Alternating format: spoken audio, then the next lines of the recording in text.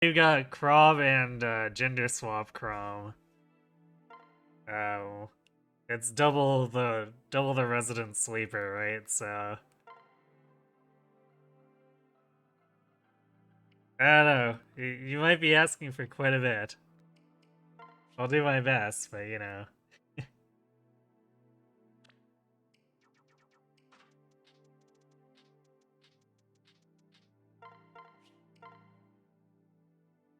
There's only so many complications this run can take, anyhow. The heck, Ed? Does this cord keep getting...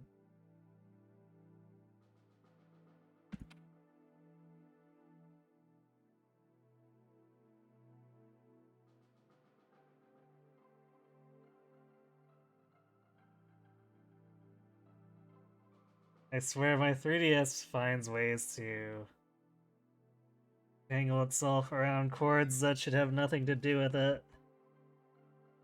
Especially since I haven't brought it out the rest of the week.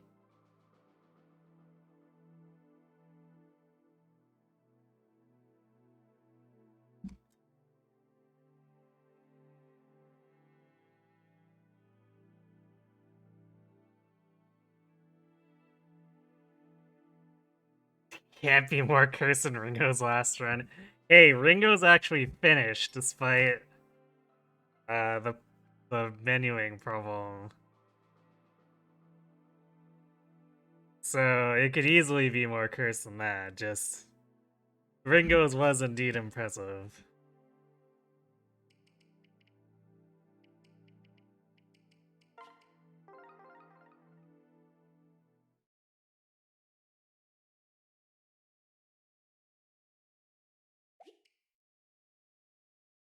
And yeah, is that a challenge? I feel like Crom will take that as a challenge.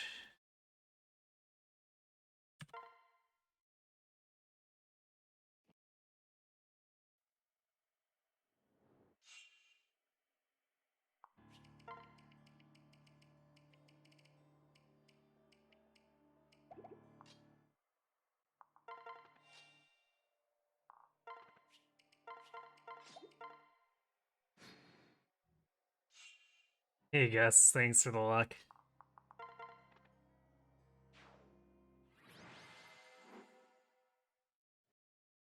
You'd argue the fact that one makes it more cursed? Based on what logic?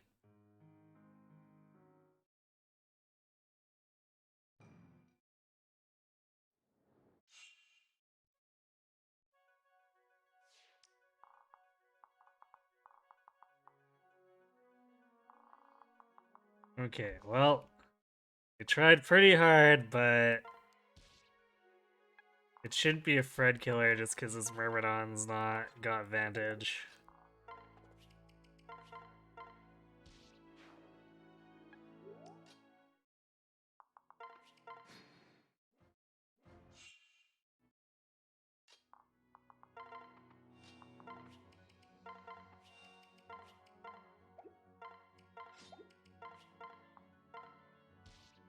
Let's not start this run with a menuing problem.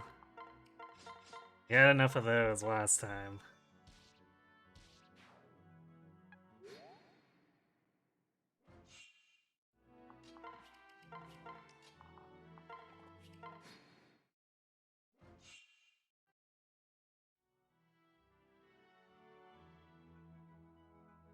An ideally cursed run would die to Grima.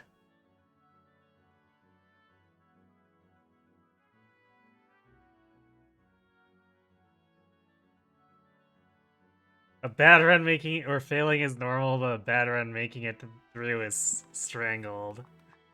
I guess I can understand that logic.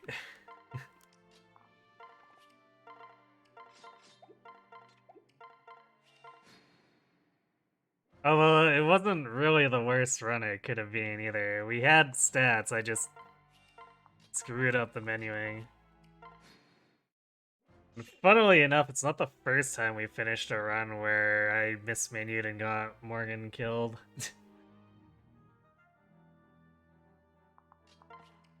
Also, I wouldn't say that's probably never gonna happen on dying to Grima.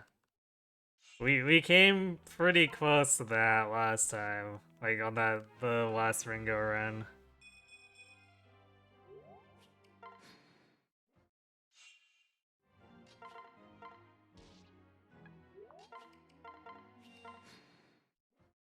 Because stat-wise, Crom was not really in a good place. And he was slacking.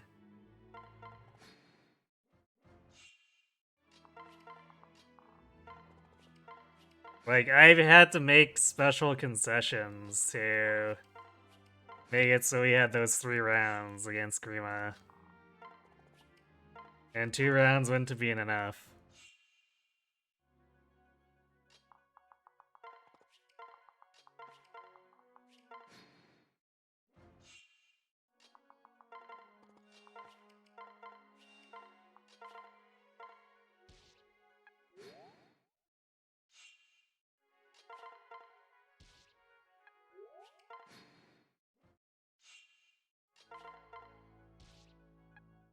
Although I suppose it's still a testament to how much the RNG tilts our way, even with the old setup. That I think Grima had 20 hit points left by the end of the second run. So, well, not great. The fact that Crom was screwing up as much as he was and still got Grima down to 20 health is kind of notable.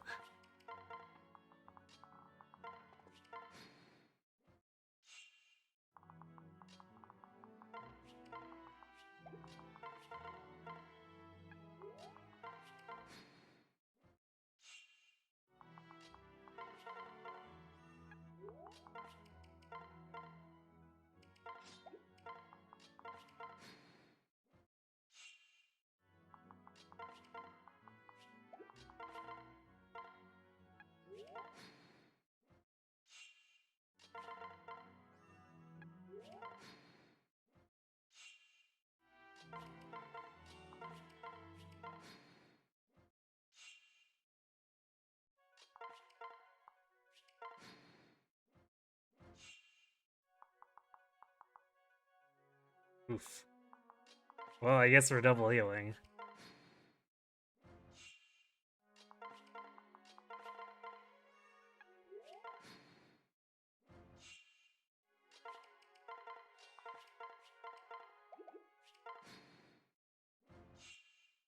It's one of those situations where if we accidentally lose our safety mechanism, we're actually in a worse spot than if we had just done the Crom duo in the first place.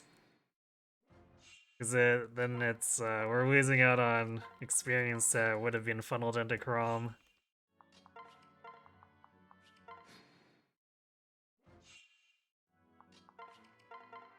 Which, funnily enough, the first run that we ever did that made a significant amount into this, and ended up dying in chapter 24. It was kind of, it proved the point even before we had the ability to use our safety, because we weren't doing Morgan strats at the time. But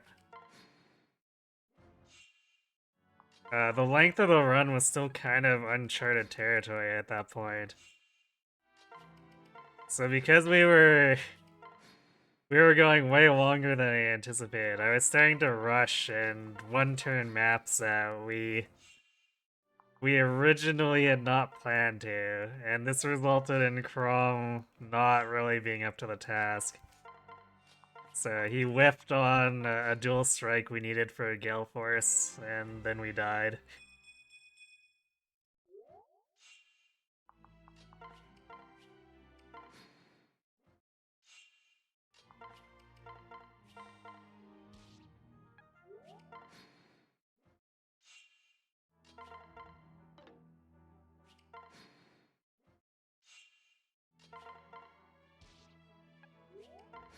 And his stats as they were, even if he had succeeded there and we did make it to Grima, we might have had issues.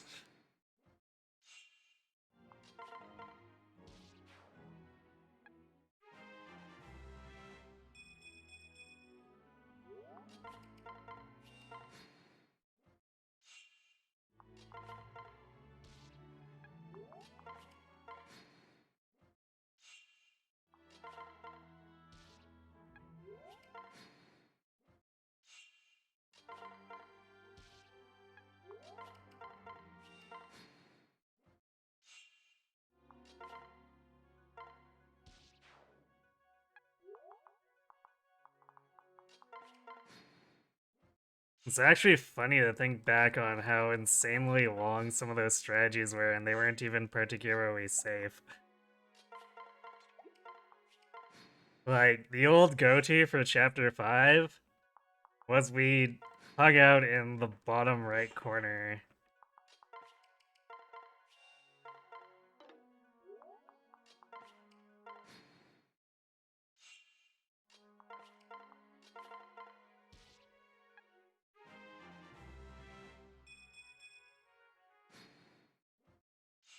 And in terms of controlling counter, it was actually pretty good at that, but it was pretty bad at controlling incoming general damage, which was a huge issue.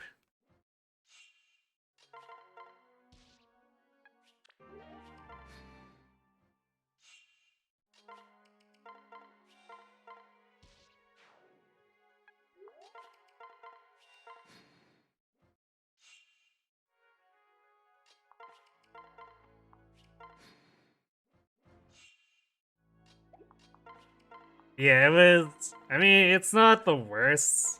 And, like, you occasionally see me having to retreat back into it if enemy movement is really weird. But at the same time, I guess that's in part the enemy weird movement also puts them on the left side of the map that makes them filter out a little more in their approach.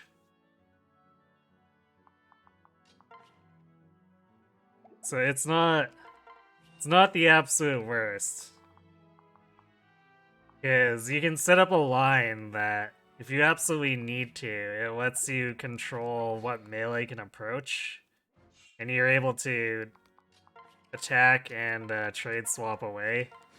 So Robin can slowly pick off the counter guys, but it's, like I said, it's not very good about casing general incoming damage. Like, the wyverns will come in and mess up everything.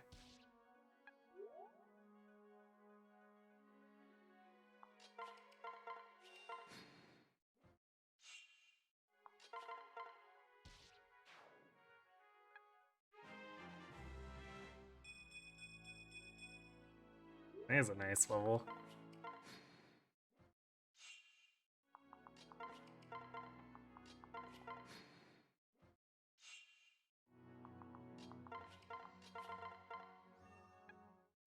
And I think the worst thing to compound the how that strat goes is that it would take almost an hour to get through just because the amount of menuing involved to micromanage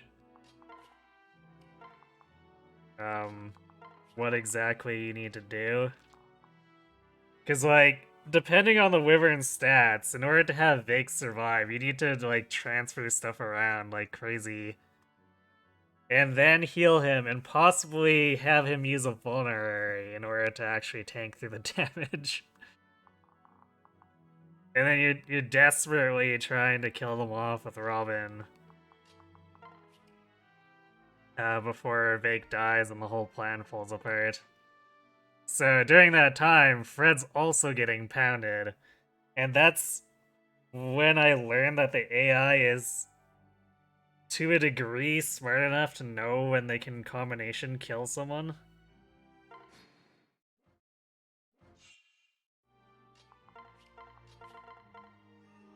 Because there are a few times where Fred would take a lot of Luna damage, and one of the enemies who couldn't actually attack would shift out of the way to let the other enemies attack. And that's something you very rarely see in normal gameplay.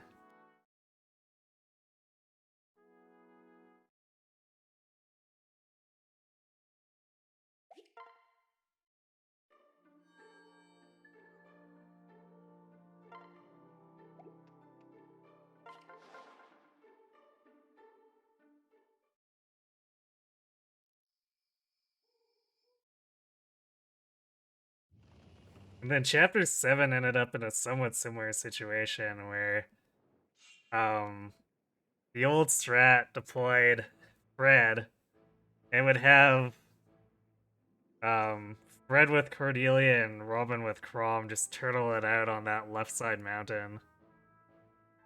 Which, again, it's something that could very quickly end in Fred's death with the wrong combination of stuff.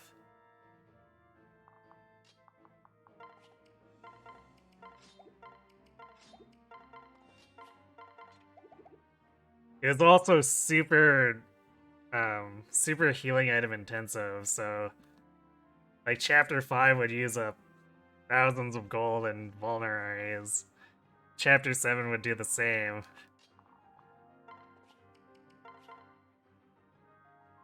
And usually we'd lose the concoctions too, just in trying to stay alive. It's actually funny, like the routing where I buy extra healing items is kind of an artifact of that.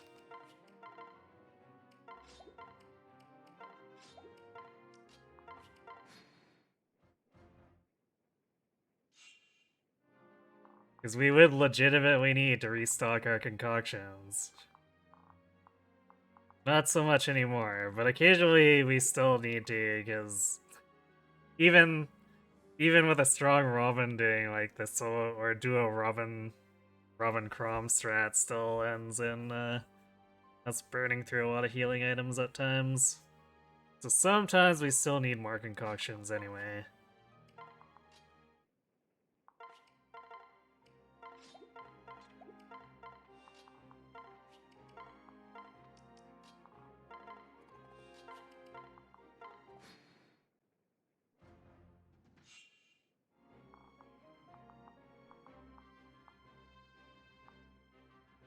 Wow, we must have gotten a bunch of dual guards. Or I guess a dodge against this fighter. Interesting.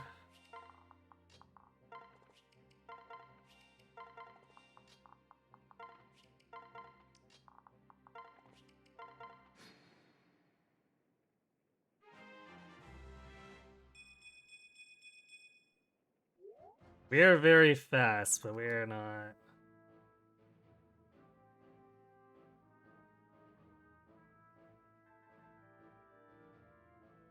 We're not especially tanky. I mean, I guess 9 defense is pretty good for this point in the game, but it's probably not going to be enough for the against the boss here. Especially since if we vulnerate ourselves, it's not a full heal.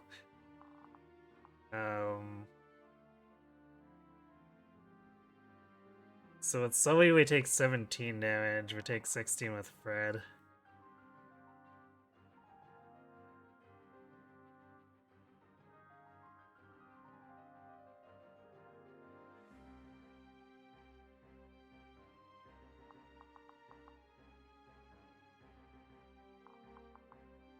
Well, if we use an elixir use, we can't actually tank it out.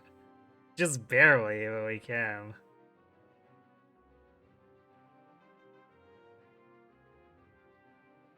Or I guess if we use a vulnerary and we swap to Alyssa on top instead of unpairing her.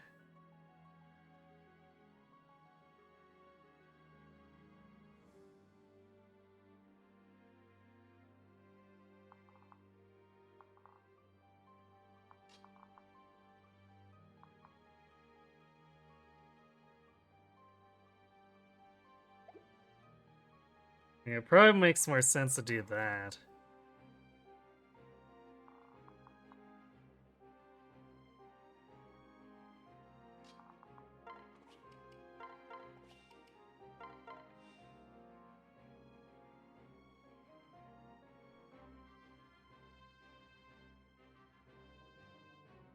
Good strength, speed, bad magic sure is Crom. Yeah, to a degree. I mean, if this was Craw, we'd be at like one magic, like actual Craw. We'd somehow be at one magic.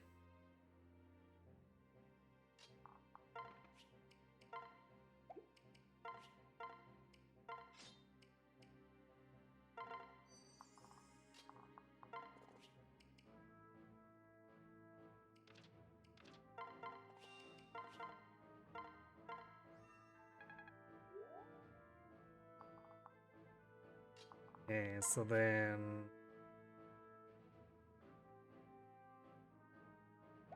Yeah, that's kind of awkward.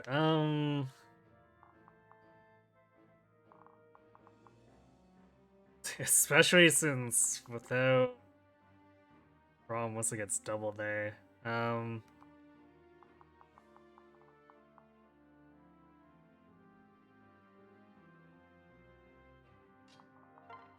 Okay, so I guess we'll unpair so that potentially we get Chrome up there to Alyssa anyway.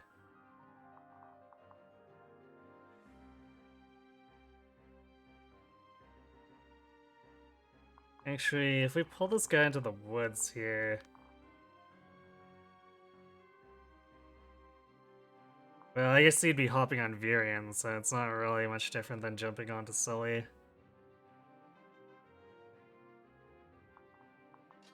Well, whatever.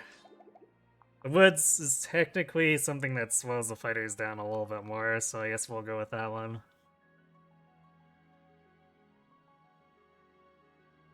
Once had a Craw with 7 res by level 10. You think he kept getting good res growth for a while after that too? I see. So I guess he will have to pick up a bow and duel mages at range, huh?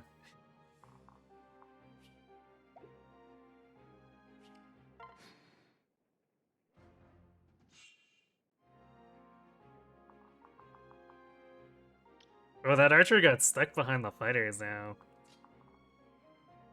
Well, that's convenient.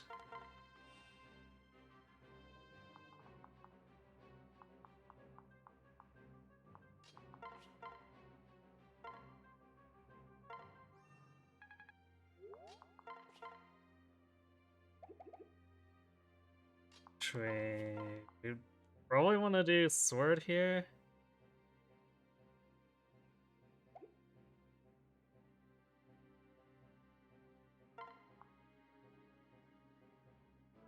Just because it's better accuracy.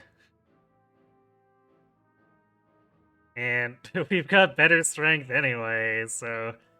Since we don't technically need the woods defense, this makes more sense.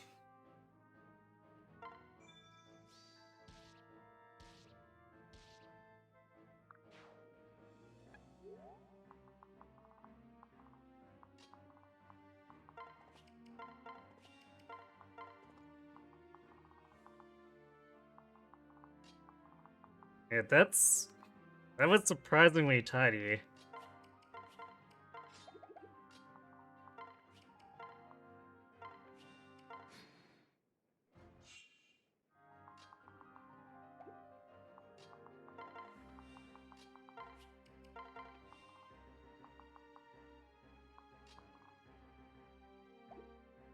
Now the question is, how are we gonna get this archer dislodged?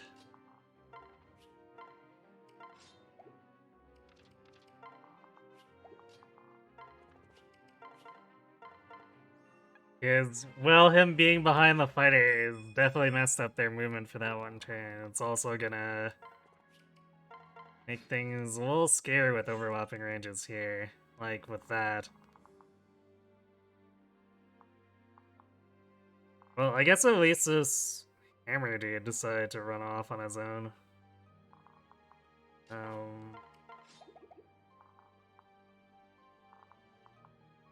I guess we just keep cutting backward.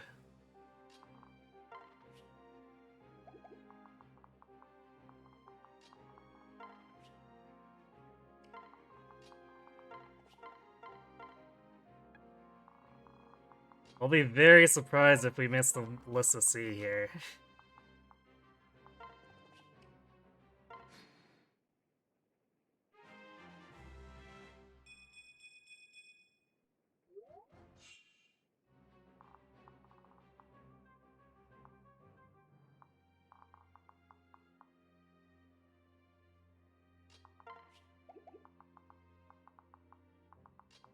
Wow, this...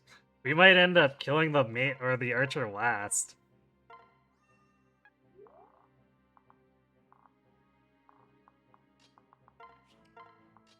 That happens very rarely.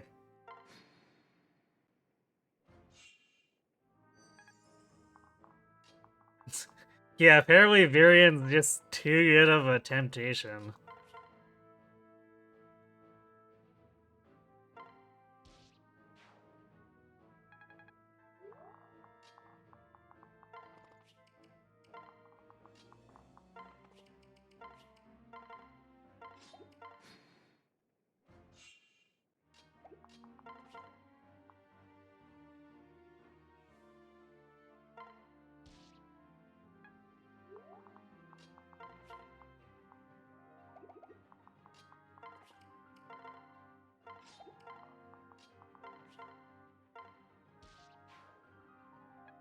Alright, that was quite unlike most chapter ones.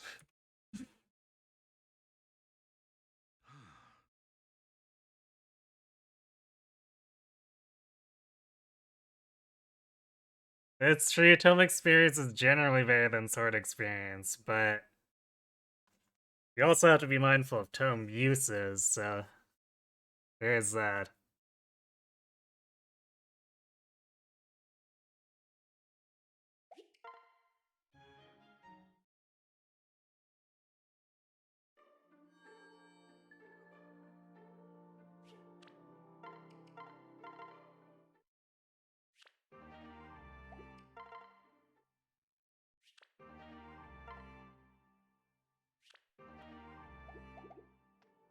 There's also usually some opportunity to get out with the archer, but we ended up not having to duel the archer at range.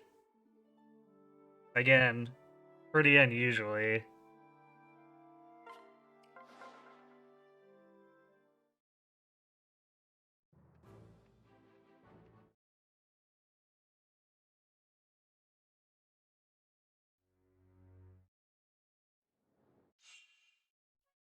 So, we're at 10 deep, which means we have to actually unpair from stall here. Otherwise, that barbarian might run off and attack Crom instead.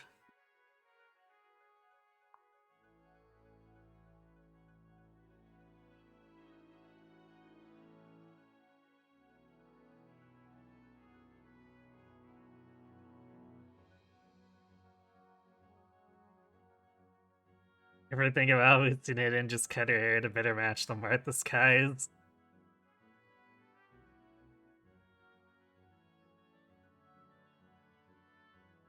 Yeah, but like the manga even kind of makes fun of it, where it's like, was it Cynthia?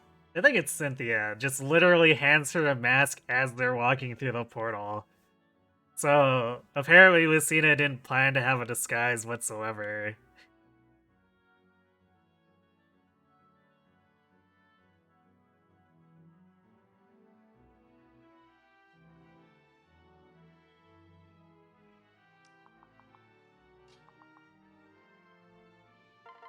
Alright.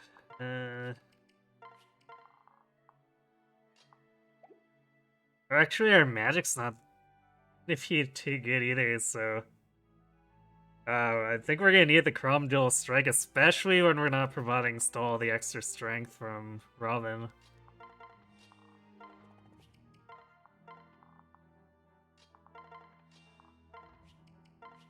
Oh, Crom, I have to say this. Don't screw this up for Crom. You can't let Crom down, Crom.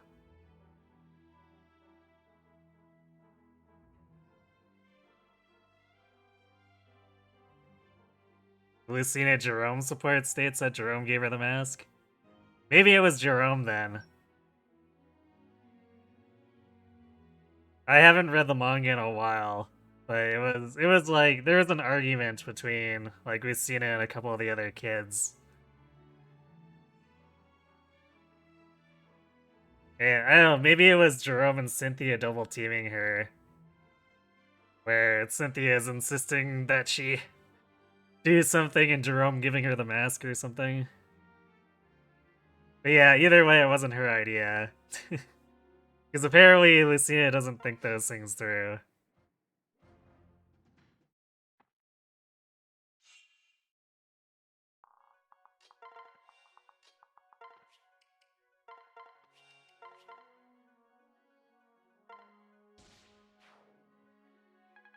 Okay, well, Chrom didn't need the help of Chrom because Chrom crit.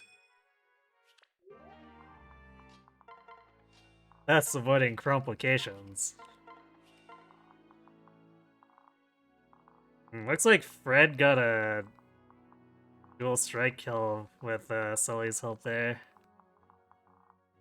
This may not be... That kill may actually not help that much, just because now the enemies are gonna change their movement patterns a little bit.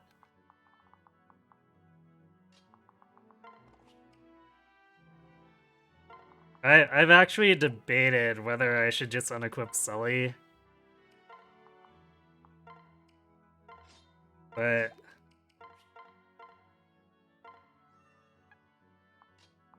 Like, the movement's never been consistently good or bad when it gets changed up, so I don't know.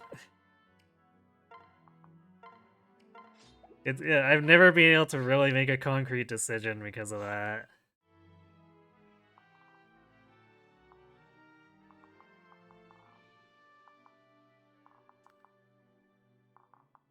We should be fine here. Definitely do not like...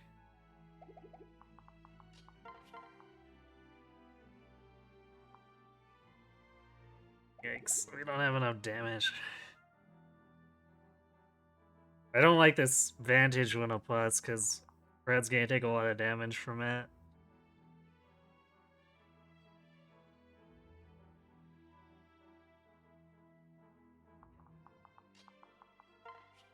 Yeah, I guess we do have enough if I give Bake to Virion.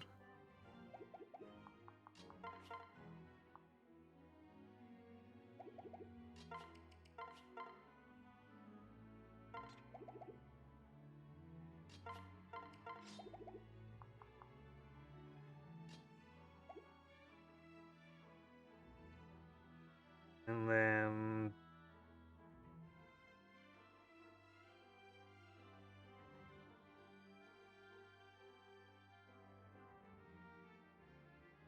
Install body blocks here. Yeah, I guess we're good on body blocking.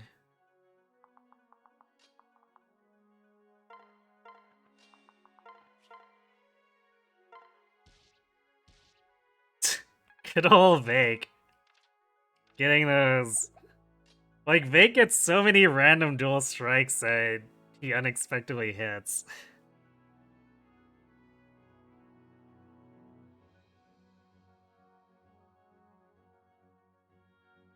You didn't even know there was a manga? I believe it was Japanese only, which is why it didn't get publicized too much. The only reason I was able to read it is because Serenus did a translation. Why hide her identity in the first place? I think Cynthia has the reasoning for that. I can't remember why, though. It's kind of flimsy, if I do recall correctly, but they do come up with something.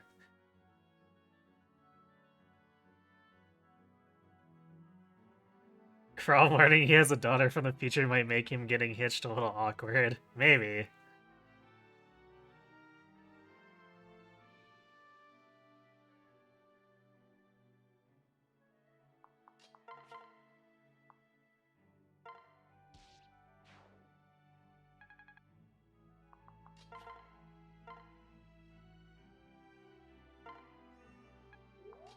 So let's unequip Sully now. We definitely don't want a dual strike kill now, because...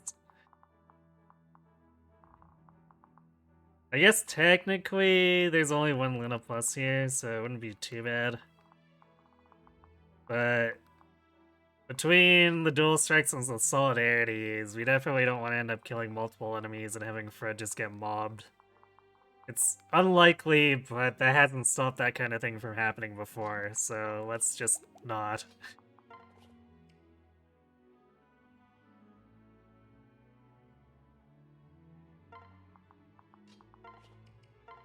It's like one of those things where why take the chance when there's no reason to do so. I think Fred Solidarity killed anyway. Damn it, Fred. I guess it is 18%, but... Dude, come on. Actually, he killed 2 enemies, too, so it happened exactly. It's a good thing more of those enemies didn't have Luna Plus, because he probably would have died there otherwise.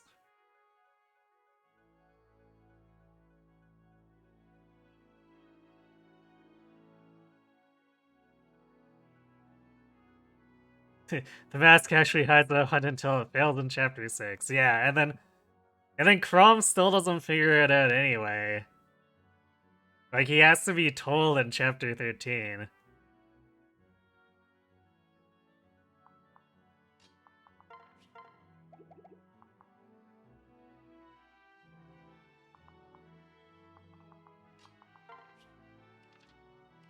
I guess we'll re-equip Crom here.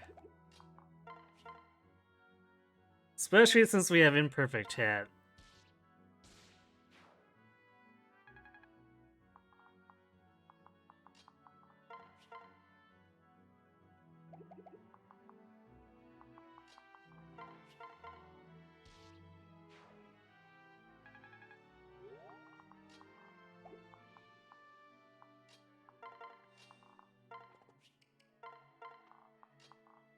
Well, I will say one thing. Being able to get away with Fred not killing himself by critting way too many times, it definitely cleaned this up.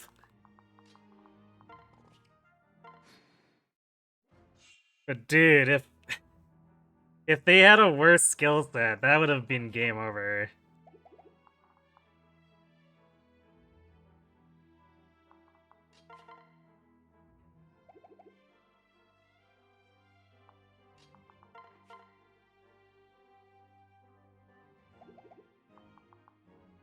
It's definitely one of those cases of, Fred, please stop excelling. You're gonna hurt yourself, literally.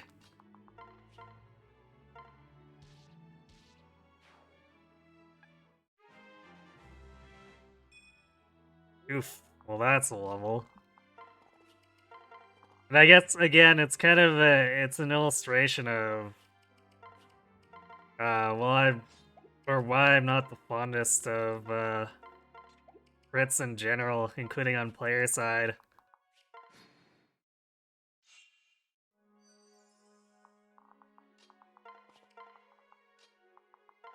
Because when a mechanic that's supposed to work in your favor can backfire and kill you like that, that's not cool.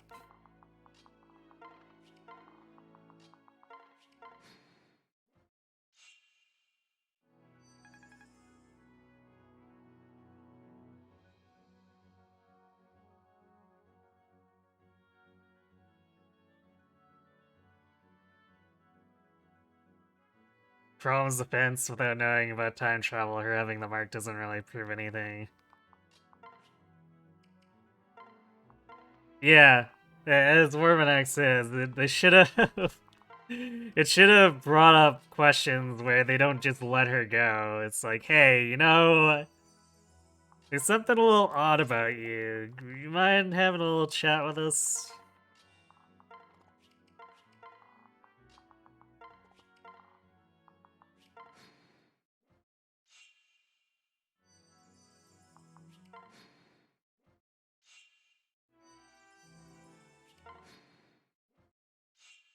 Like, if nothing else, I can imagine Fred going a little bit behind Crom's back there. Since I guess the game does technically establish that Crom is far too trusting.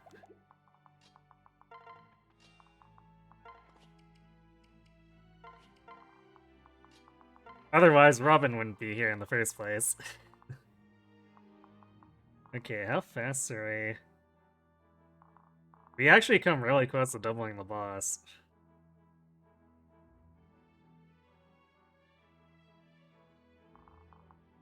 Alas, we do not, and also our magic is better, but still iffy. So we're only doing 10 damage. Well, I guess that doesn't change how many hits we kill them in, but usually we're doing around 12 damage by this point, so I think that really says something about how far we are behind.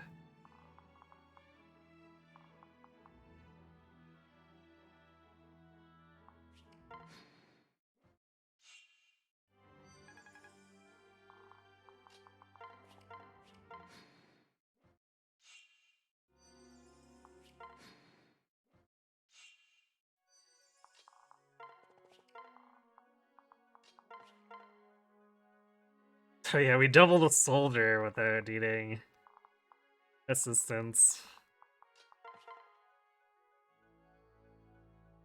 So that'll actually make it cleaning up the soldier easier later.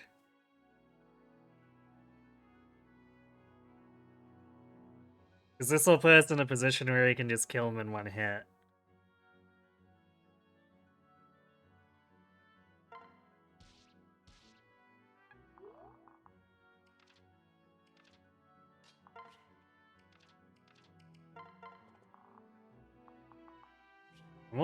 I don't know, for some reason I'm always paranoid about Fred's equip there. Because, like, there's technically rarely any case where I unequip the Silver Lance, but I worry for some reason.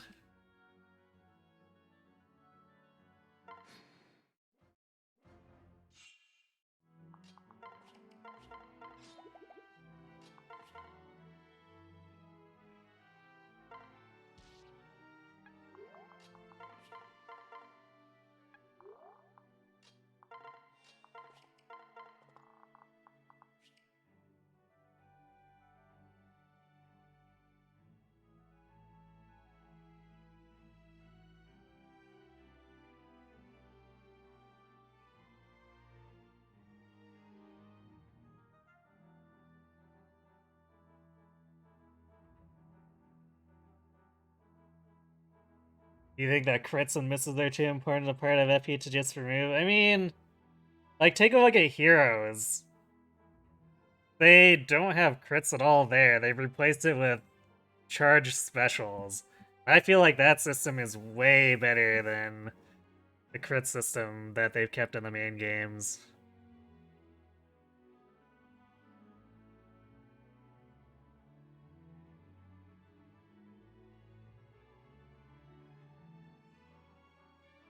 Like, I'd be perfectly fine if they replace crits with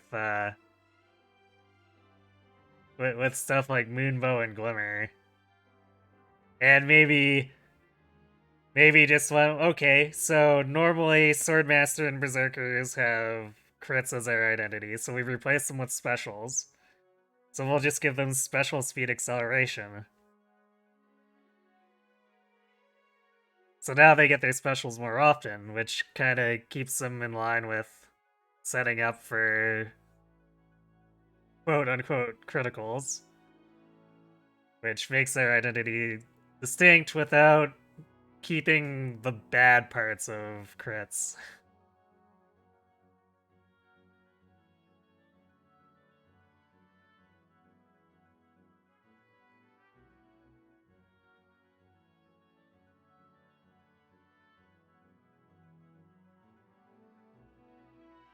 Hey, let's be fair here, though, with... Like, when you say Berserker can sit in the back and plink with arrows... Like... Fantasy video games have made bows look wimpy, but...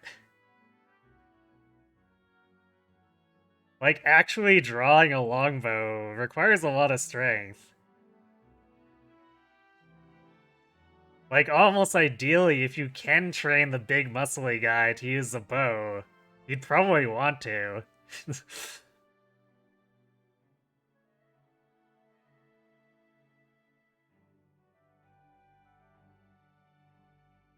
I guess actually, case in point here, Warrior Morgan.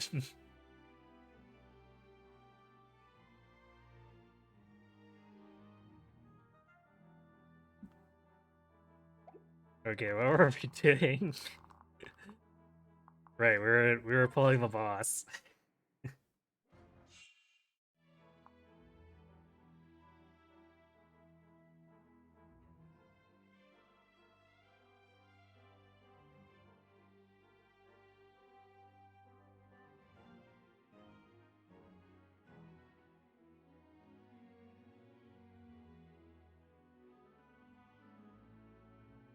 Yeah, same here, Math Magician. Like, I was really excited about the special system possibly ending up in, like, the mainline series at some point. Another thing I wanted to see was the, like, changing the breakers to behave like how the hero breakers do. Because, like, speed is still far too strong of a stat for the most part. And something like the way heroes breakers work would help give the slower, beefier classes a bit of a more of a leg up going forward.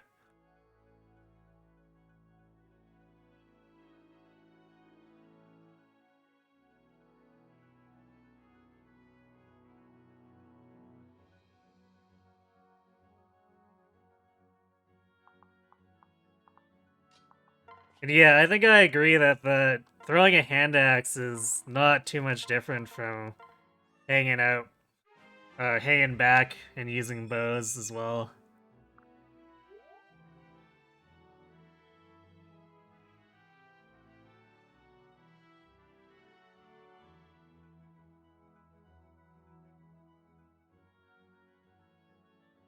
Wait, the link broke because of the accented E. Oh, I was gonna say, why is there an accented E in a thread code anyway? But I guess it's because it's also using the thread name in there. But like technically, that's all superficial anyway. Because if you see that code there, that's why the link works, despite the fact that the title broke.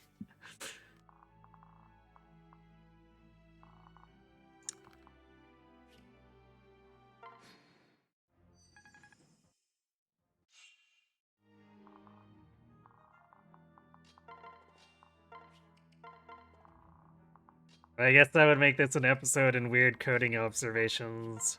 Courtesy of Kuroi. I hope no one's too weirded out by that.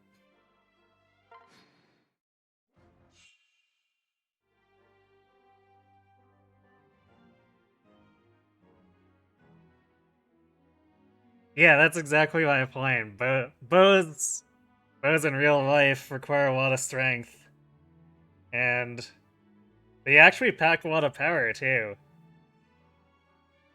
So video games making them look very strange compared to their real counterparts.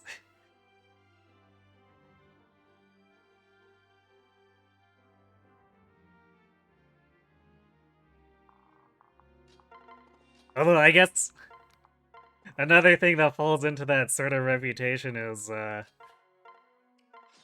shotguns.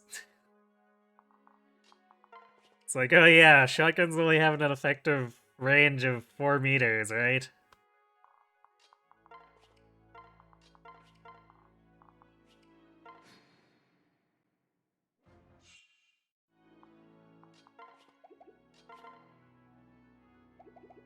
Okay, this is gonna get a little messy because our lack of killing power means this boss is still at half health. And since this guy came down to chase us, we didn't really have a chance to go back up and fight him, so it's might be a little yikes.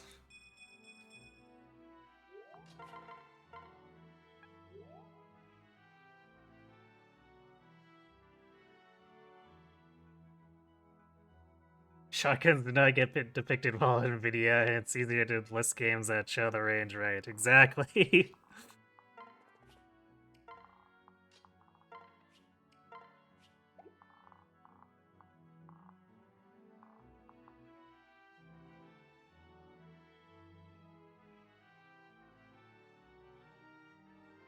Payday 2, Halo Combat Evolved. Does Halo show its effective range that well, though? I guess you're usually firing at big armored targets, though, so I suppose lower damage at range might be justified anyway. But I seem to recall Halo being a bit more of a mixed bag for how closely it adheres to that.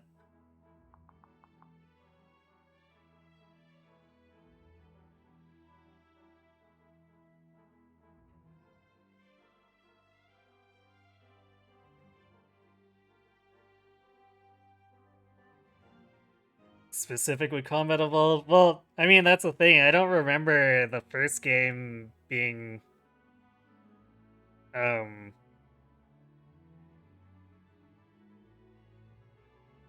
I guess being that good about giving shotguns long effective range.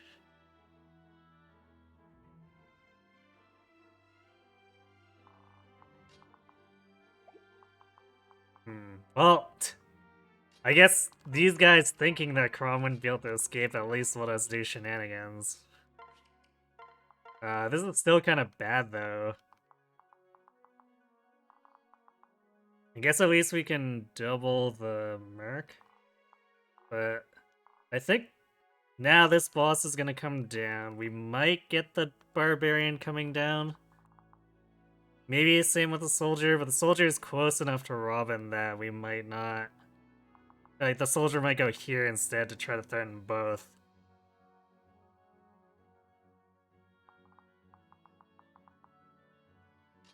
I guess we'll see how this turns out. But I think our bad magic stat is getting to be a bit of a liability.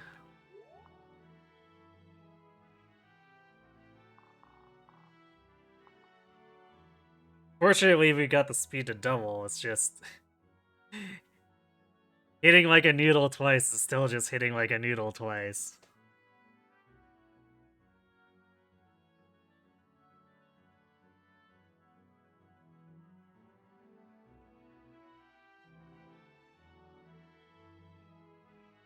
You really like almost every class except for Knights and Generals, and almost those you don't, or even those you don't really hate. You want to like Knights and Generals, but the games are just rude to them. Yeah, the movement issue is a problem with just the way the most maps are made.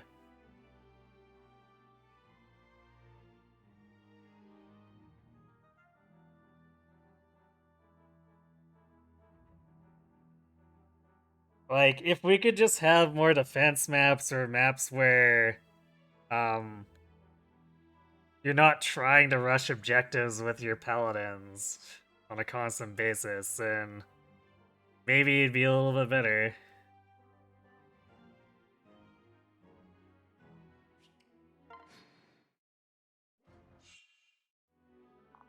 Okay, they all just went left.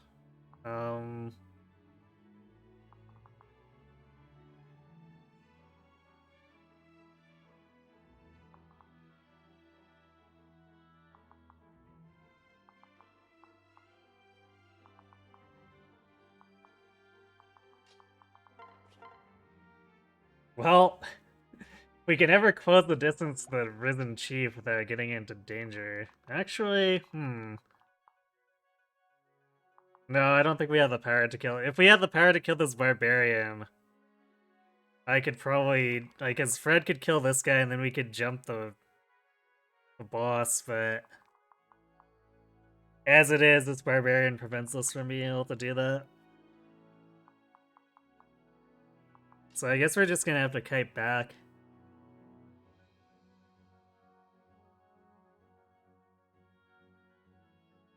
We could maybe use Vake to kill this Soldier? Yeah, we have exactly enough damage. I guess we'd be a little overkill by pairing him with some of the, like, Stolar Virion.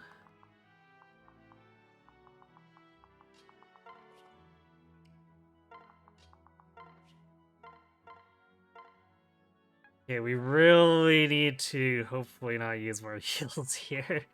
But we'll probably need to use a heal in order to attack the boss, which is not great. Which is also why I'm using Vake here to try to kill this soldier instead of Fred. Because Fred might need to tank something else going forward. Especially since 3 of them have Luna Plus.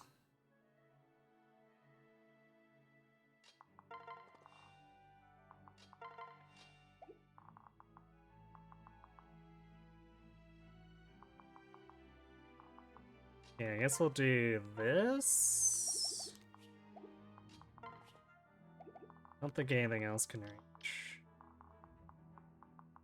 Yeah, we'll do this because we want to try to keep Fred close to the action, while still providing Vake the ability to not die to a random crit.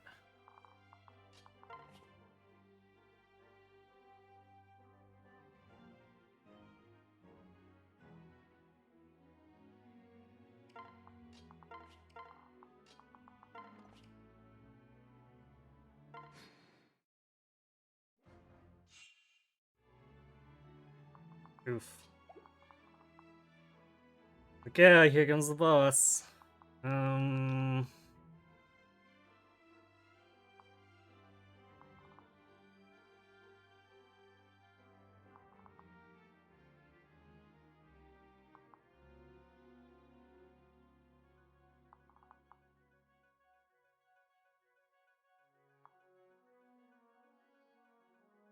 Yeah, that's a little bit of a problem. This Merc covers him now.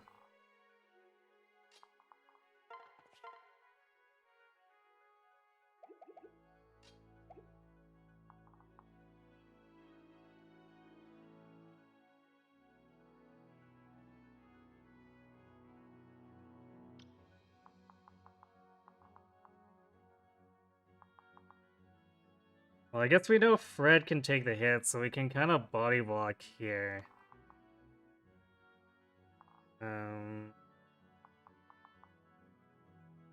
And chances are he's probably actually going to target Fred. Because Robin has 13 deep after Sully.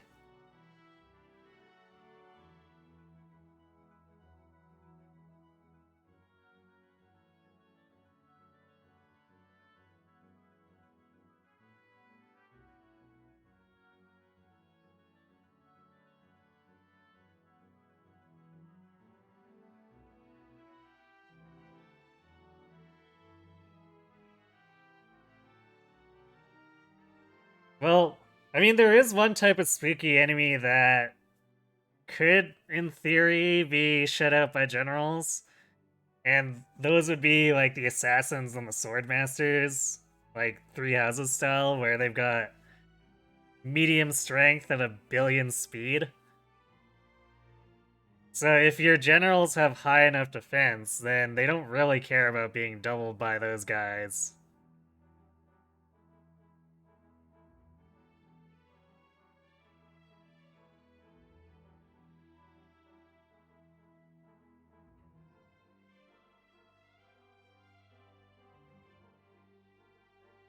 And then I guess there's also, like, Epi was able to shut that, like, those shenanigans down too.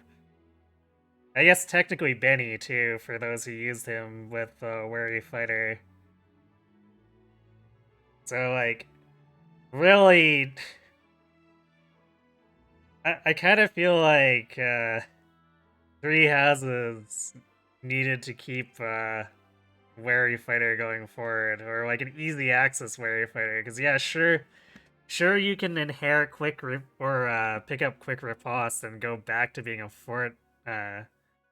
fortress knight, but like at that point you have access to War Master, so why would you go back?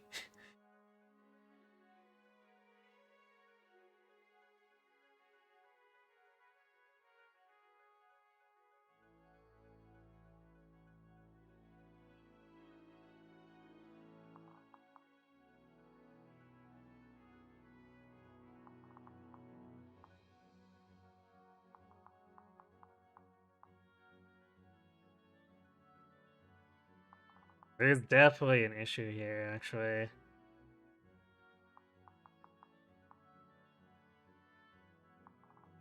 Because the boss can get really close. And there's not enough space to hide Vake and Virion.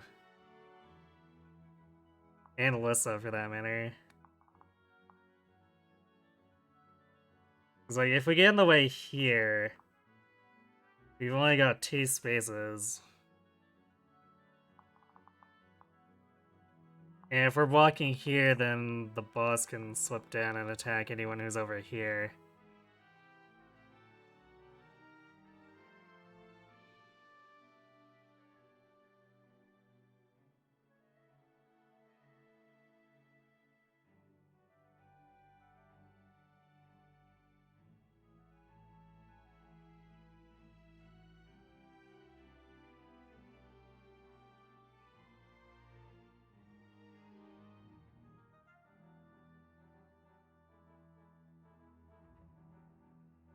And new mystery generals just have obscene base defense and great hit points. Since you don't have to commit to classes, you can just swap to general for some maps and block the shit out of stuff and then go back to a different class later. Isn't that what you can do with Shadow Dragon's class swap system too?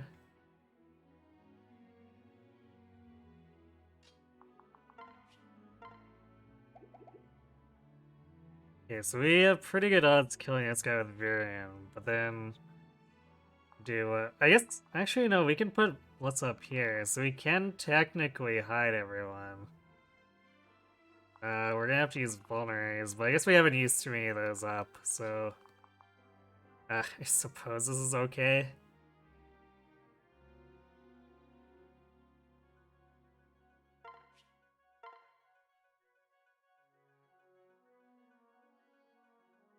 Only concern is that Fred's probably gonna give the boss a free attack, which I'm not happy about. But we don't really have much for choice.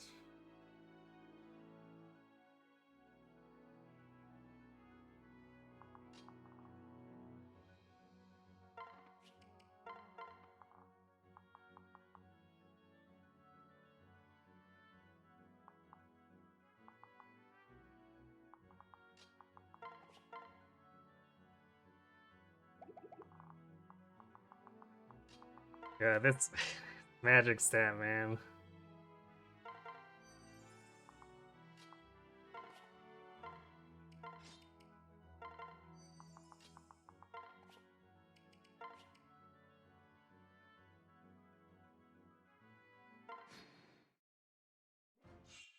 Oh, you did attack into Robin. I'm really surprised.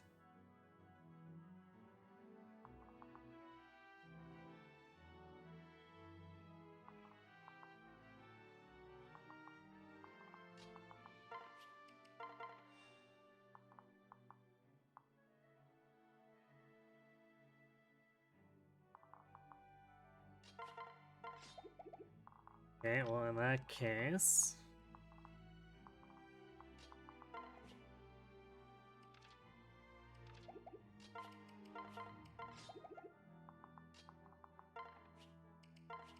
see if we can't get that Virion C.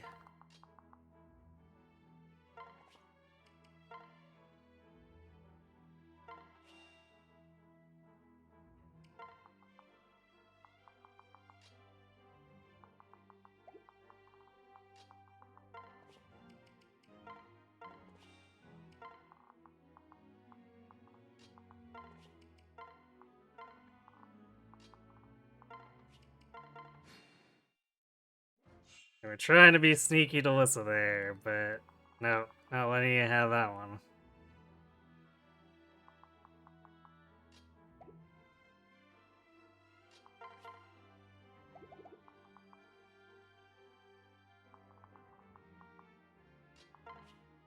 I guess we give this other kill to Fred.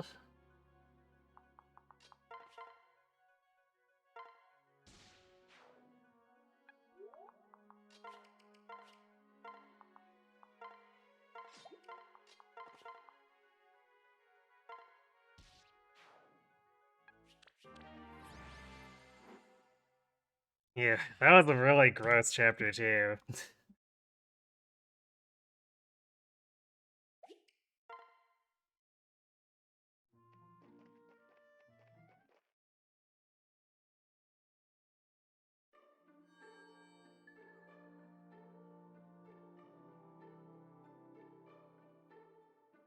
For reference, General has 15 base deep and Paladin has 8. Play 8 points versus 22. Isn't that kind of what the disparity looked like with FE1 as well? Which is why Drog was actually a decent roadblock for some amount of time.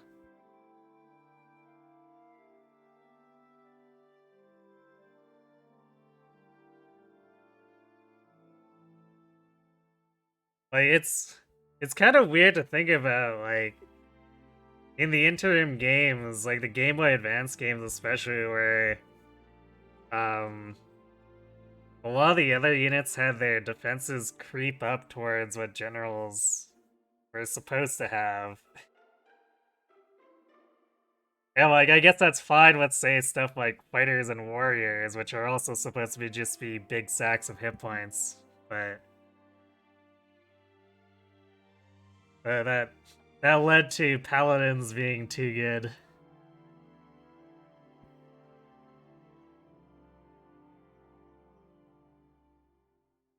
And yeah, range flyers are nice, but it's also difficult to balance magic flyers. Because that level of mobility with that level of killing power is kind of gross. Like, don't get me wrong, especially since Dark Flyer is my favorite class, but it it's difficult to actually make it so that it doesn't overshadow everything else.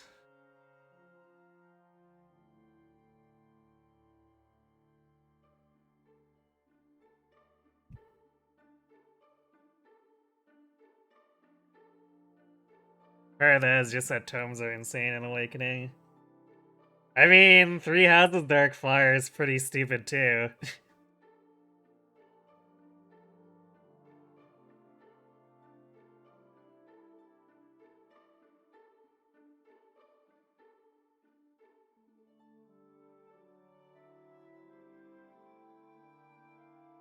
I guess it is technically a DLC class, but still, like, it definitely shows that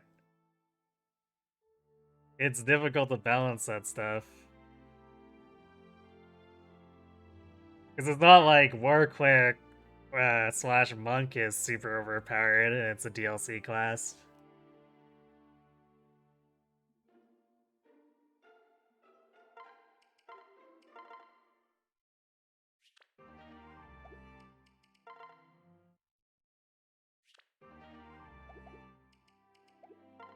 Okay. Damn, this 8 magic is gonna get us killed, I swear. You think Bullying Knights were fine and it was just Camilla who wasn't? Yeah. Because I mean, as a Wyvern Lord, Camilla's still really strong too, so it's... it's one of those, pretty promoted units that are too strong type things. Same for Xander. Xander is just really too strong.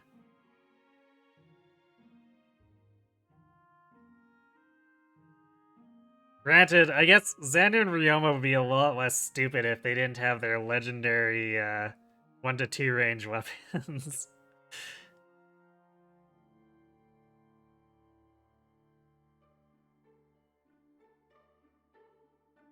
Normally classes have 2 of good movement, good stats, or good skills, and Wyverns have all 3. Yeah. Yeah, that's kind of the case in a lot of FEs, which is a little perplexing, I guess.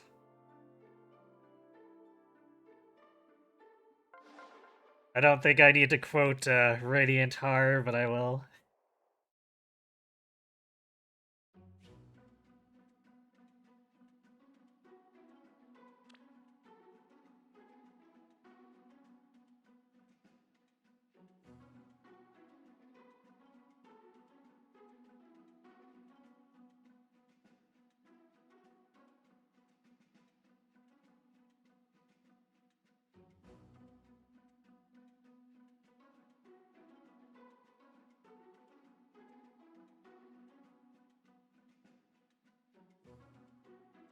Yeah, Fates probably does wyverns that aren't the rolls a bit better.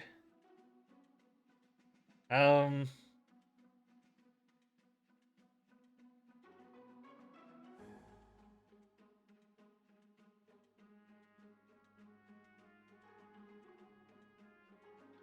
Awakening, I would kind of debate. It depends on the unit. Like, Pan gets really crazy as a wyvern. But on the other hand, like, say Jerome is not necessarily the most amazing.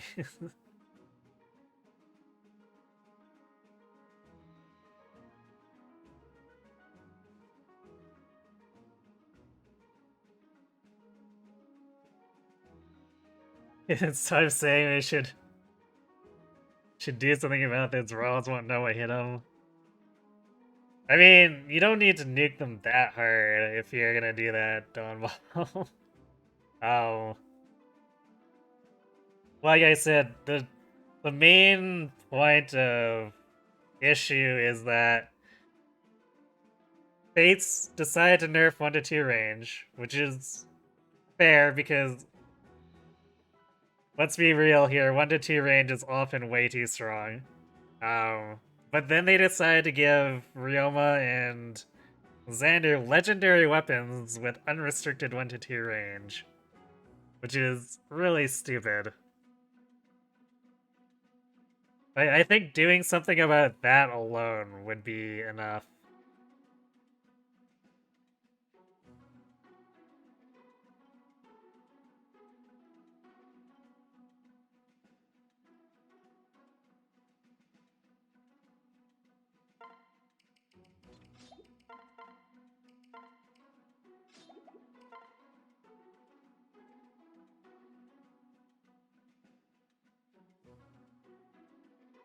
Yeah, total level growths, better class selection, better caps, and better bases.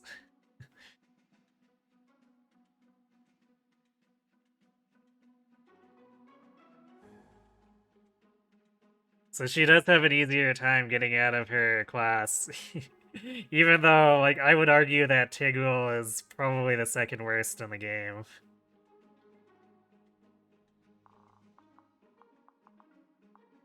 And it's only second worst because Villager exists.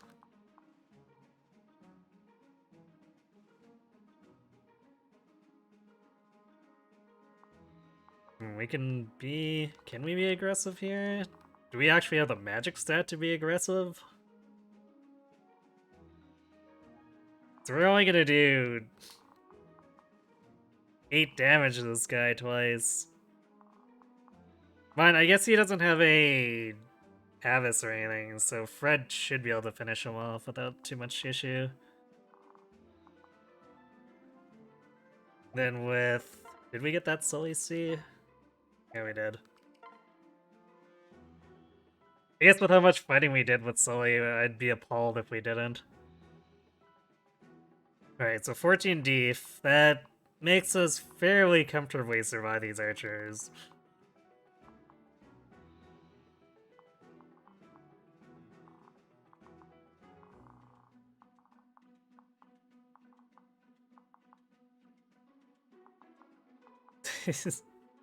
You know, surprise, surprise, this chapter 3 is a lot less nasty than Sundays. We don't have this right way with Luna Plus on the archer and the knight.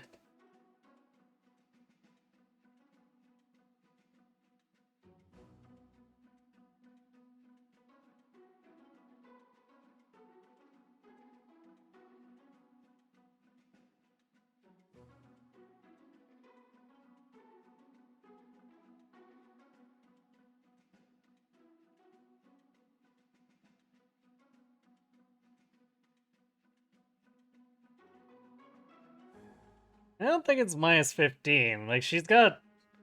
I'm pretty sure she's not that far behind Donald. Like, even like taking into account the aptitude. Like, I'm pretty sure it's just a few sets where she's minus 5 or minus 10.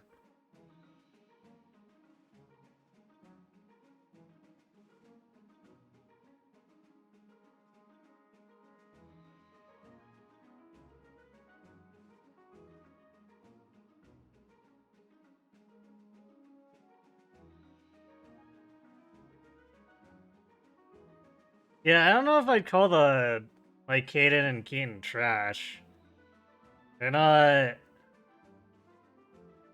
they're not standout break the game, but usually they're workable, just not just not your power units.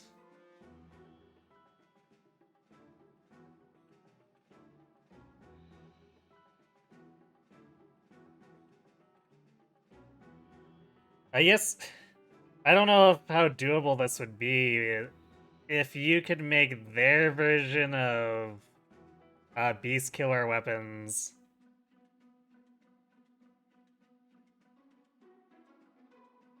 Um, do the triple might instead double might.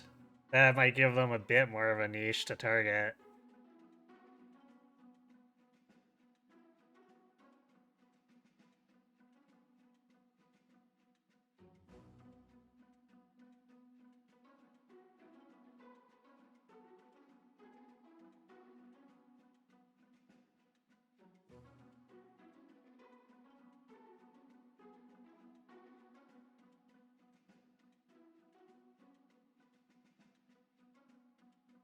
Oh, I see you're rating it after they get out of their base classes. I rate it when they're still stuck in their base classes, because that's the point where it's the most problematic for them.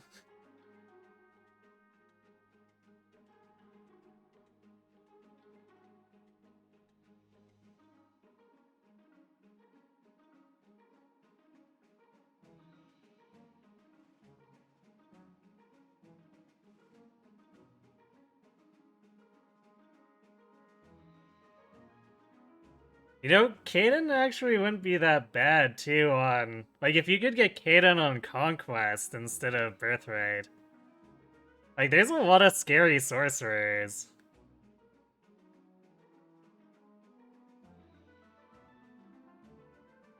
It's not when the growths are important, though. I mean, are you sure about that? Donald's bases are pretty garbage. He really wants to get out of that problem area before they get him killed.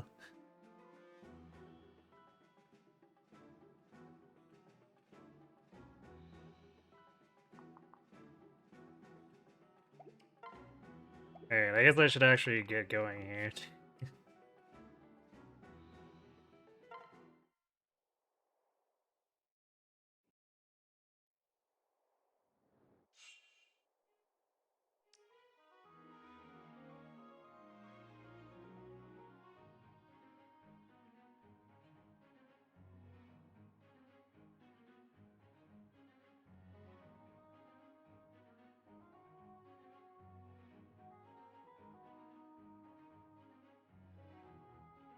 Yeah, I mean, I guess ideally you would be using ninjas, but still, like, Kaden still provides an option. Even if you'd be face tank baiting, or player phasing with him. Like, yeah, at least you'd be able to do something. Granted, I suppose in Birthright, the enemy quality is low enough that if you just want to muscle through with Kaden, you could probably do that too.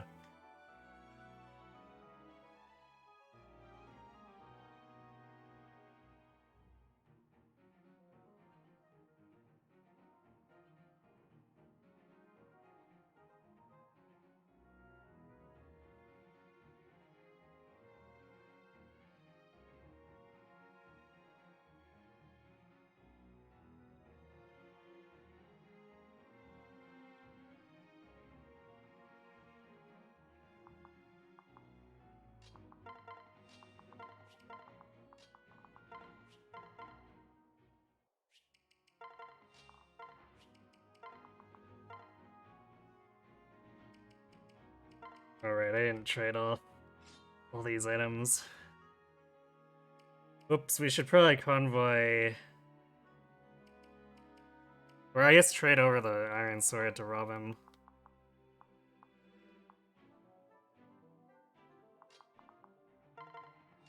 So we'll spend an extra turn fixing that. It's not like we're in a rush.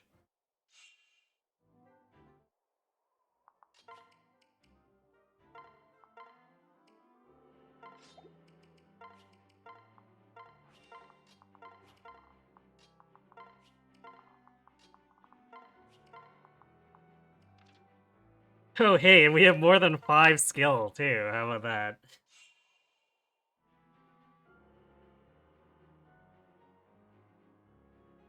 Yeah, I guess the thing is that yeah, Pan needs fewer levels to reach her changeover, and then Donald's still playing catch up from his bases too after he second seals.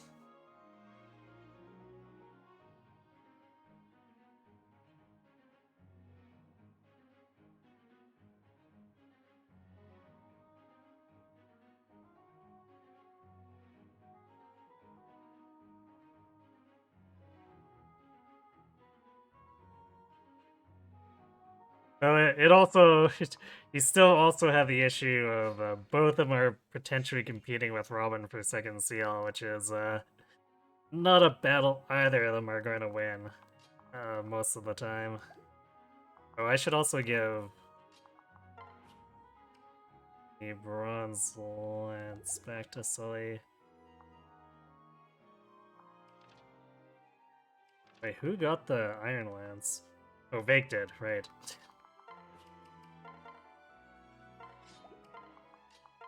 Gear is all over the place.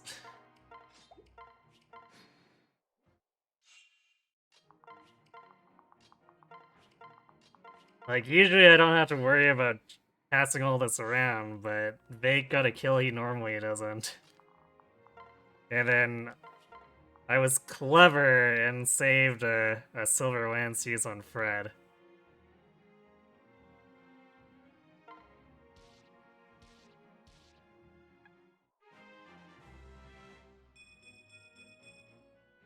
Hey, we got magic.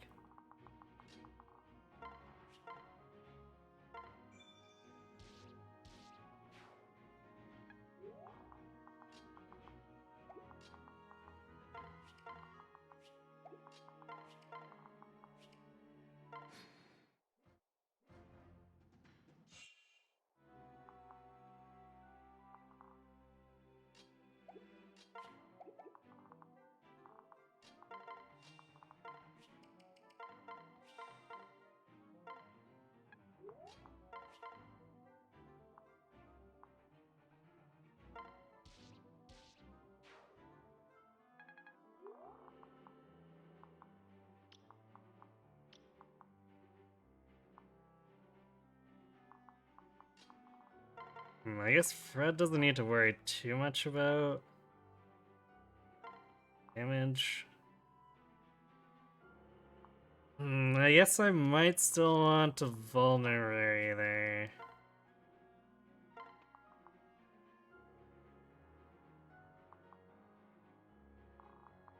So I really want to have that heal for Robin.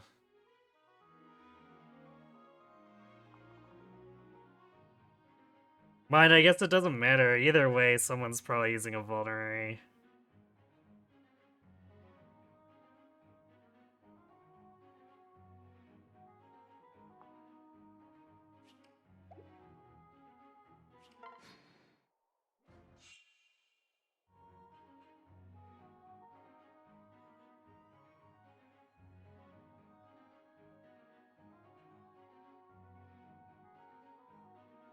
Well, Arm Surf can be insane once it gets into the late game, but I definitely wouldn't put a lot of value on it in the early game.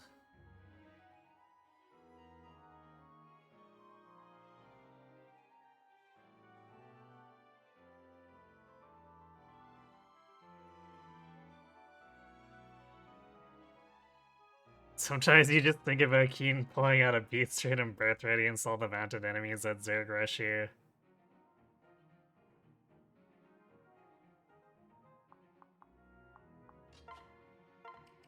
Yeah, that would be quite the sight.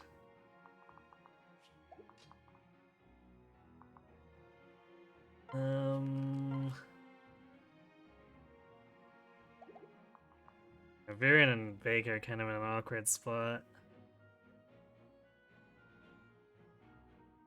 Well, I guess we're not opening the door this turn anyway, so we'll do this.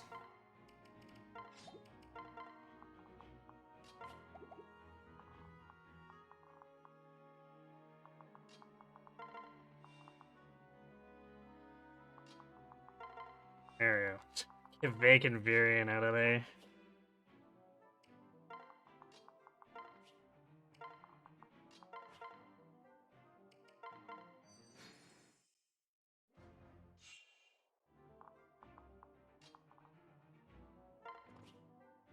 Alright, well, we have to attack into Aegis, so it's not gonna be fun. Especially with 9 magic.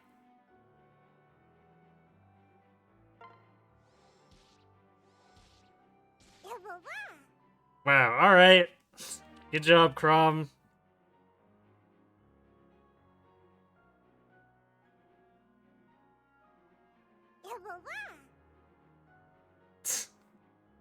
Wow. I guess this guy's got nothing better to do than spam me with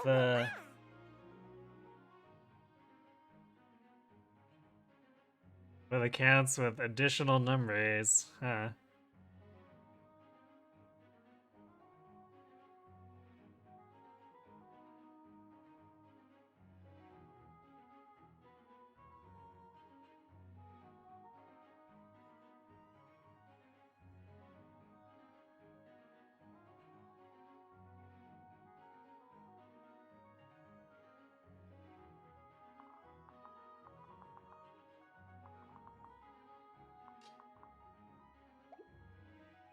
Alright, well technically Robin doesn't need the heal anymore. But we're not really positioned to heal Fred. So, I don't know, I guess we... This guy doesn't even have a skill plus, so... Yeah, whatever, I guess we'll leave it set up so Fred gets the bonuses anyway.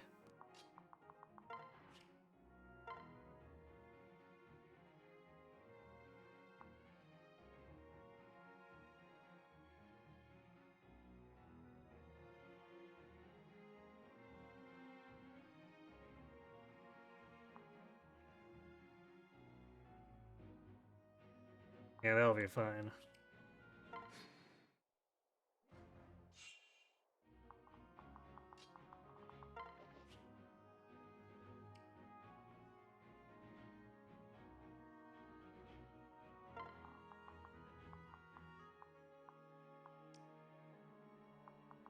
I guess we're gonna have to deal with this Winnow Plus guy right away, too.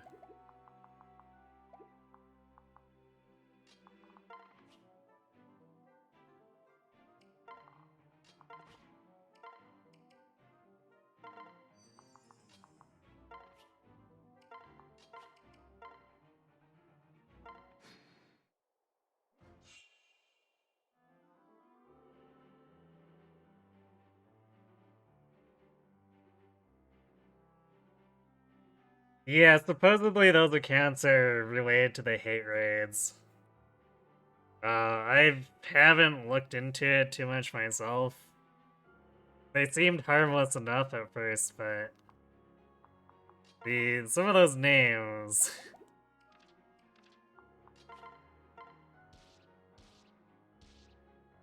definitely feel like they're being aggressive without really any merit. So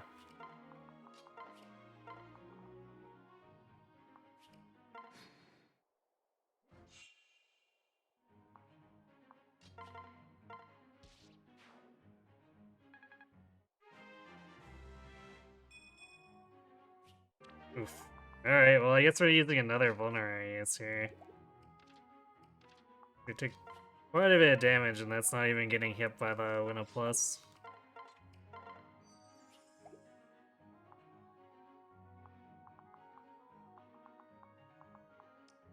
That soldier will definitely be the next one to attack now.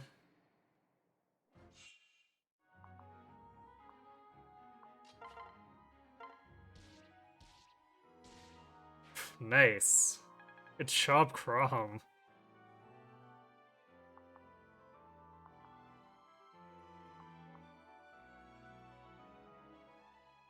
Hey, we might be able to get away without needing to vulnerate any further.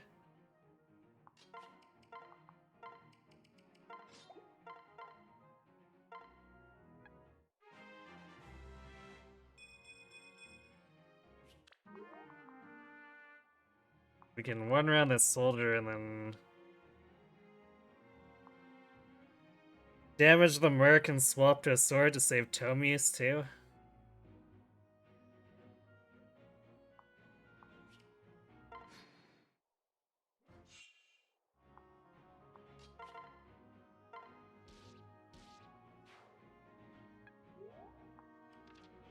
$21 Tomiuses, is that okay? Might be a little bit thin with the amount of counter here, and Raimi having Aegis, but if we're careful, it's probably okay. Probably. I might have to have Fred initiate here, just to make sure we have enough uses though. Which is kind of unfortunate, that means we might lose out on some more experience. And Fred already crit killed 2 guys in chapter 2 that he wasn't supposed to.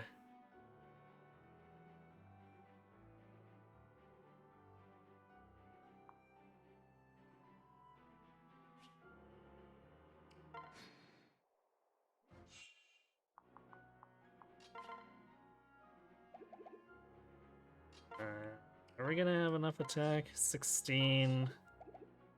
And we're taking him down to 20 or to 11. I guess that's exactly enough to kill.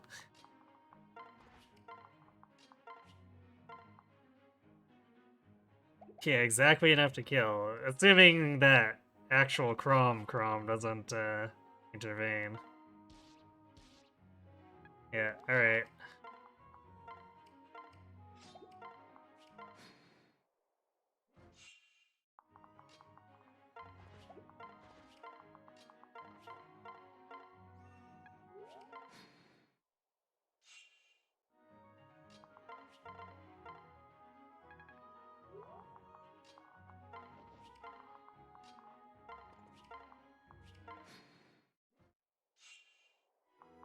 Yeah, basically Twitch is becoming a weird place, if it wasn't a weird place to begin with. We got people with too much time on their hands or something.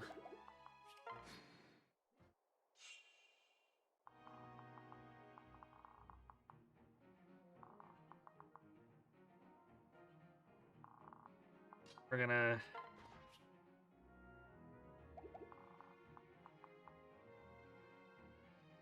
It's gonna go in with Fred.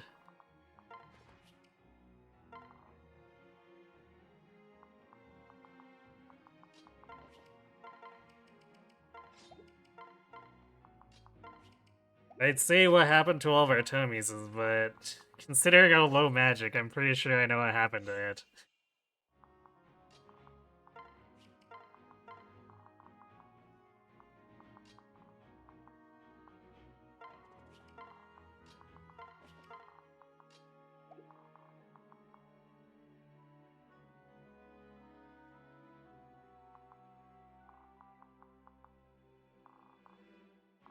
We'll probably need to ring around the rosy, just because I doubt Fred's taking out this archer. Yeah, he doesn't have blitzed crit or anything. And Kelm's definitely not killing on a dual strike.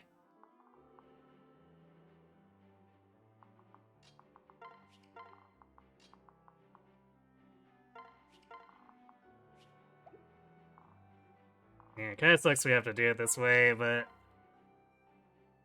it would be worse to run out of Tomises on Raimi, because she's a much higher value target.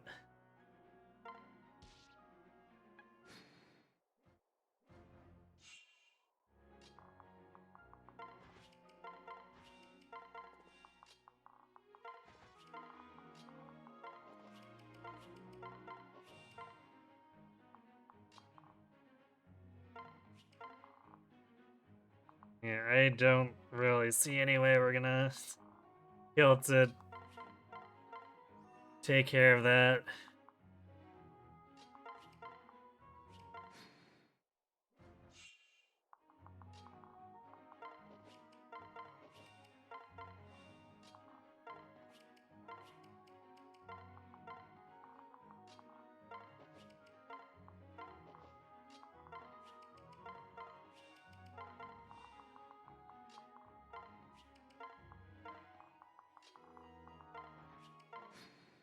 Because the fighters just have too much health for us to overwhelm them, so we're just gonna have to push.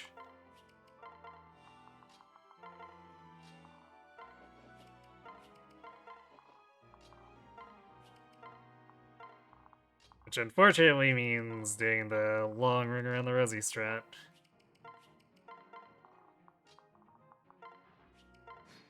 Because we do have some strategies where we can pull them over the bush, but we have to have a particular setup for it.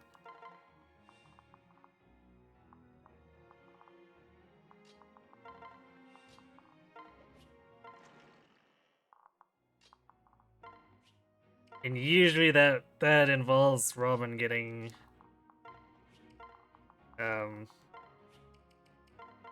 getting kills on key units, and obviously fighting with Fred there makes it so we basically aren't gonna have that happen.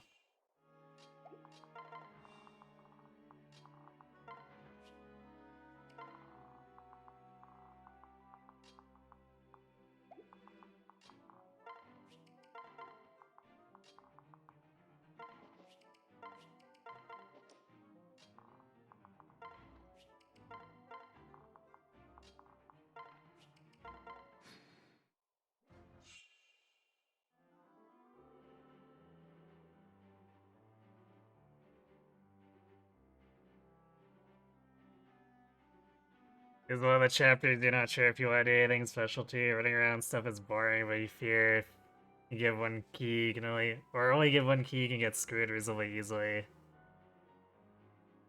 Yeah, mainly because like these two fighters here, if they have counter and you don't get the kill on the archer, you can't really do the combat over the woods here, which is the main way of getting rid of the other archer and leaving the fighters vulnerable.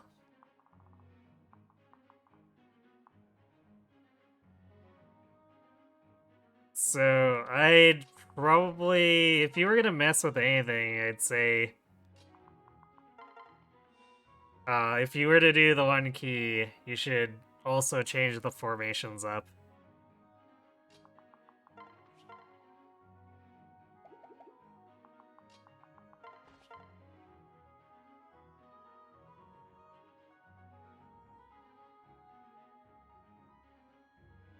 And so we're only gonna do. Well, I guess if Crom dual strikes, we kill him. Man, even with Fred's help.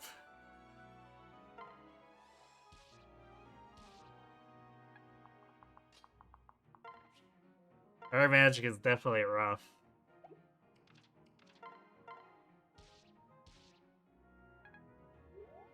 Oh, Crom. What am I ever gonna do with you?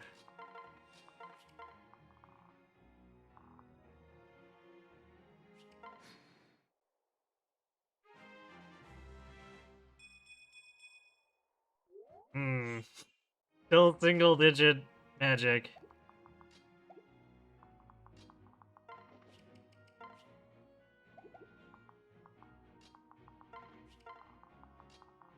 We're gonna wait to heal until we actually get past Remy here.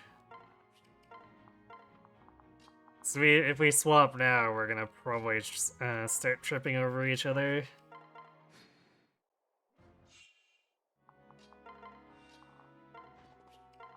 So we had to wait that extra turn so that we wouldn't get someone picked off by that armor knight.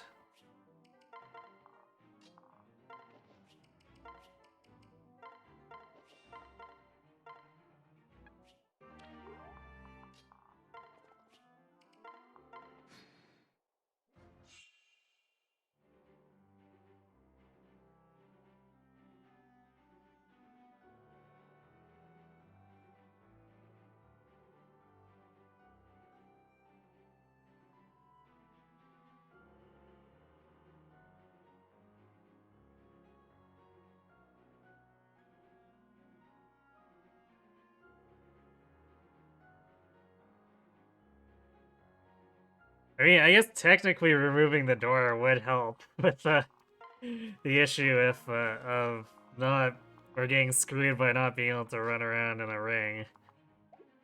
But That's definitely, I guess it's not quite like a Scorched Earth thing, but it's definitely the most, straightforward of answers, for sure.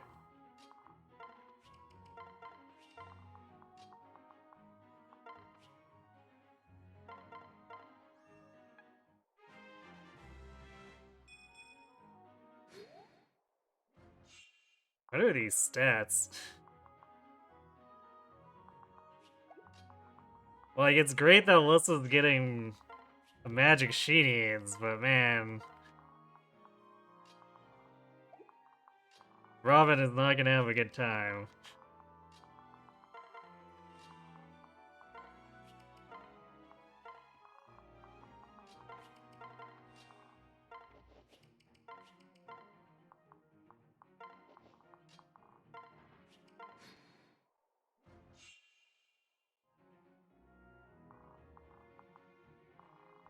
Okay, double split up, huh? Although Smirk has no counter, so that shouldn't be an issue whatsoever.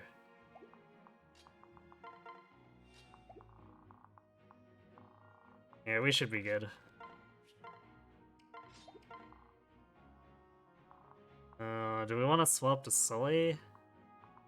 So we're doing 11 twice. If we put Sully in, we're doing 14 twice?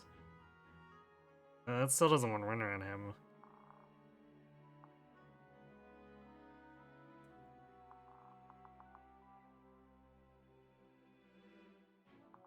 If we initiate, we want to use Tomes so that we don't take counter damage. Or counter attack damage, distinct from actual counter damage.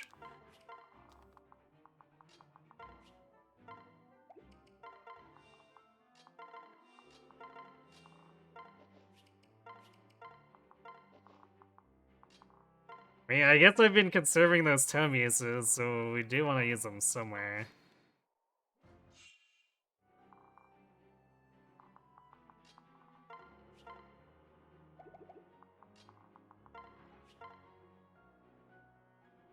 So, yeah, I guess we'll do that just to make this safer.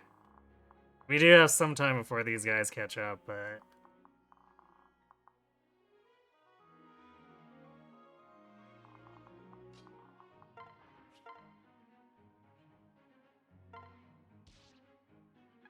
I think I'd rather not waste another turn baiting, because then they'll be here while we're here, and then they're kind of closing the distance in while we're still killing the archer, too. So we'll go ahead and do this. Oh, come on, Crom. You couldn't have done something to save another tome use?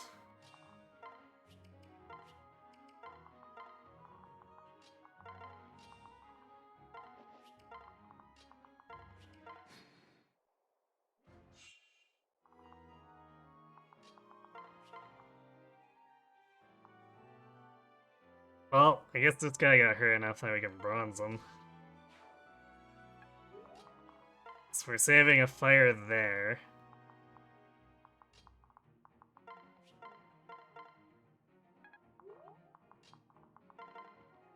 The main annoyance is still clumped together, though. Those two fighters.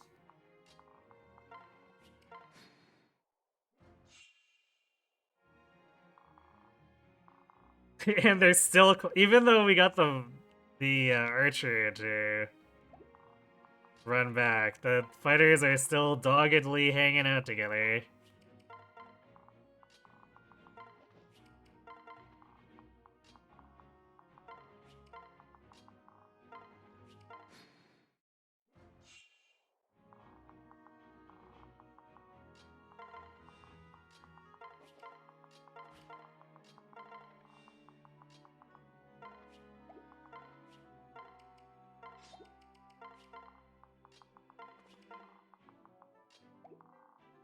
Oh, they were doggedly hanging out together. If I were to predict a turn where they would have split up, that was definitely not the turn I thought they would have split up on.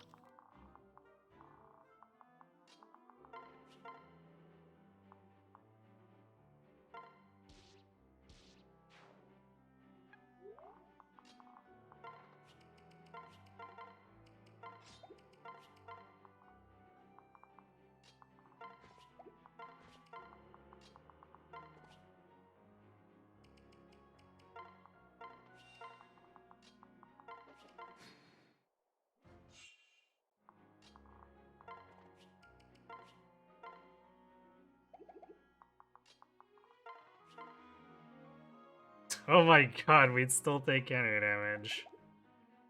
Robin, please.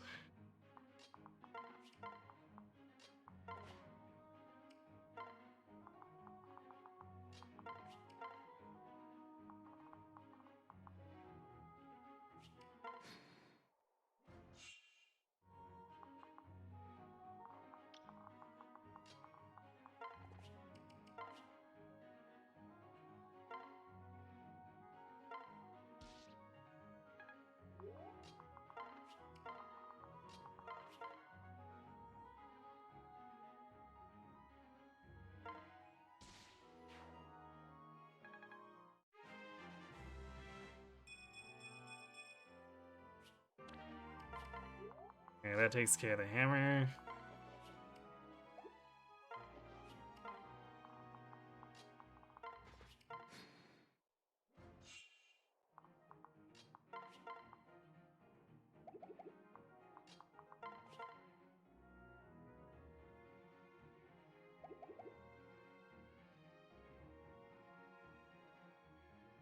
I'm kinda not sure if I trust that 96.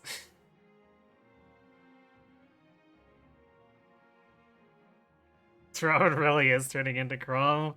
I mean, sort of. Like, that strength stopped. So now we have a problem with the fact that we don't have a good physical or magical offense.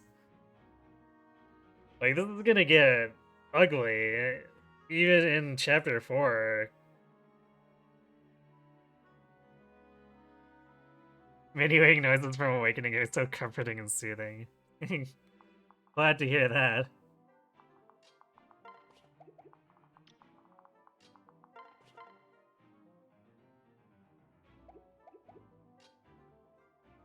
I must say, you're probably the only person I've heard here say, or heard say that as well. Okay, so we can actually push his hit to perfect if we just move Lissa and Sumi up.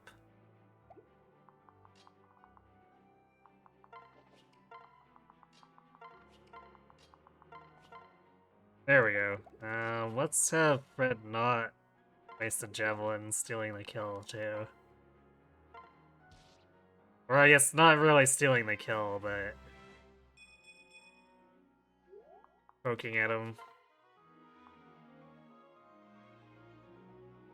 Like, normally I think I'd be fine with the experience, but we've had to use the javelin so much to help compensate for our magic being garbage that I don't want to use too much more durability at this point, because we are likely to need it.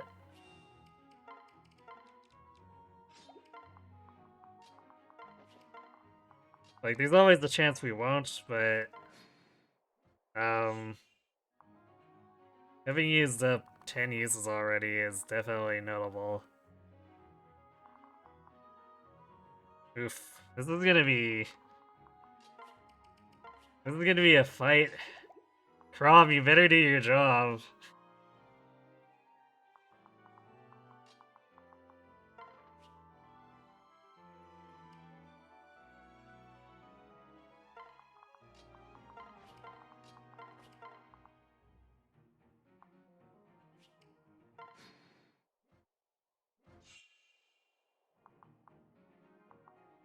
Okay, it looks like we did get a rapier attack in there somewhere.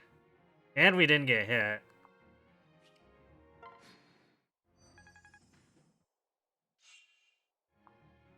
That was definitely a lot less impressive.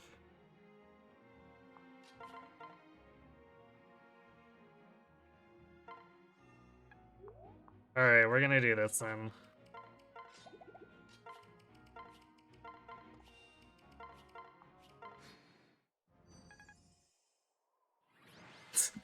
There we go, just put Fred on the job.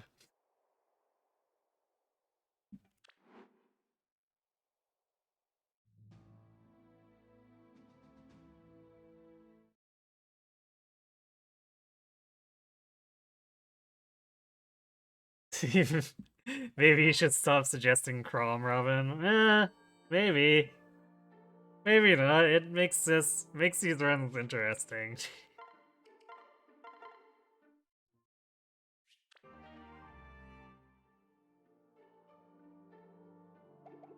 Maybe it's Stockholm Syndrome for the 5K hours over the past 7 years. I mean, I don't mind the sounds, but I definitely never thought of them as soothing.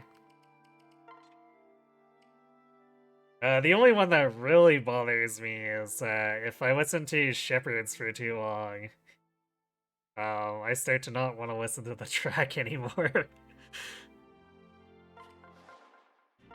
And this early game has a lot of it, so, you know. I carry only the finest.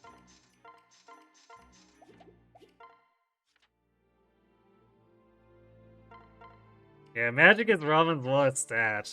That's not great. We are 75% on speed, which is not as bonkers as our last Robin was, but that's still pretty good. Like, that's way above average.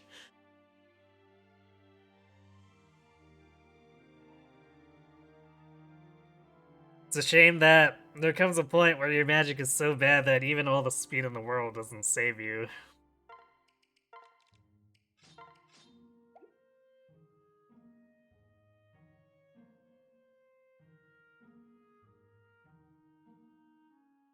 And, like, the unusual thing is, usually if we're having magic problems, usually strength is doing pretty good, so we can kind of try to make up for that in places, but we've got 11 strength. We're not going to hit any harder with the sword than with tomes for the most part.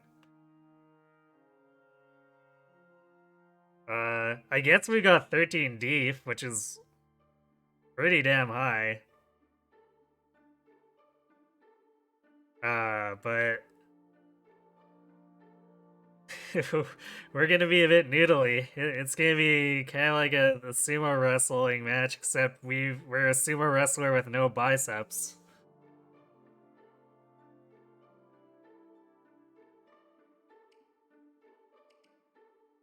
So chapter 4 is gonna be probably not great.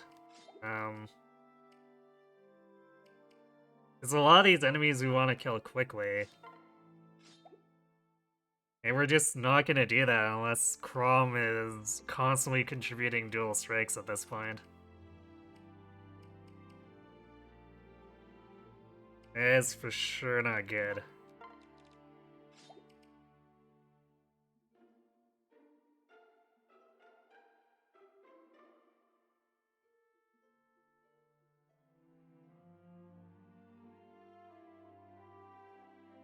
Hey, Ether.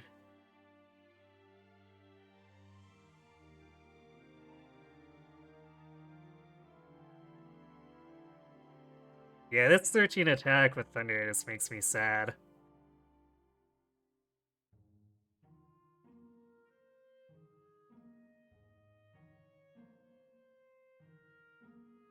I really wish the early game of Awakening was like the early Fate shops where you had access to all tonics.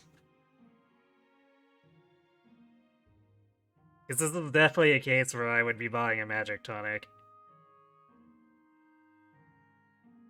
And now! Holy crap, you there. Thanks for the 5 gift subs.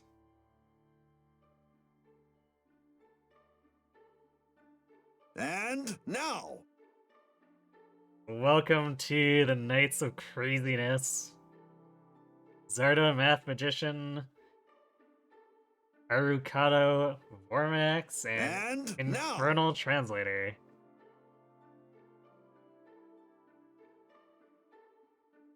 That notification's still a little small, isn't it? And now! Let's beef that size up.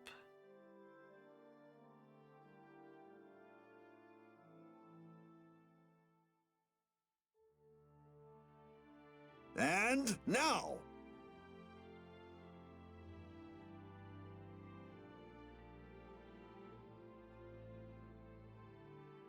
Also, being able to buy seals early would be nice. Yeah, at least consistently. Because, like, technically you can, because Anna's running around peddling her wares, but it's RNG, which is definitely not something I like.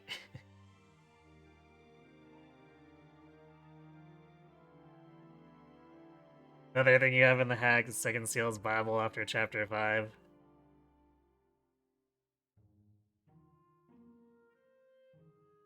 Yeah, I think I could get behind that.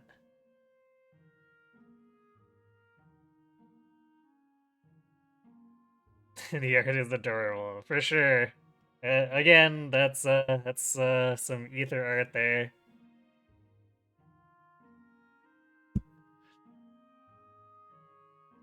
Make sure you pick your dog and play.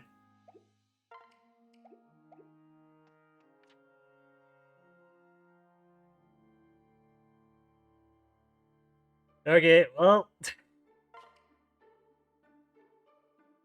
see how mean Chapter 4 decides to be.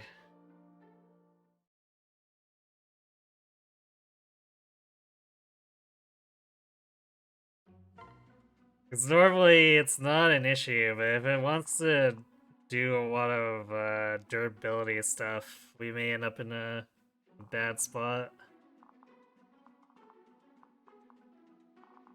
Kind of is. This fighter here is gonna be really annoying.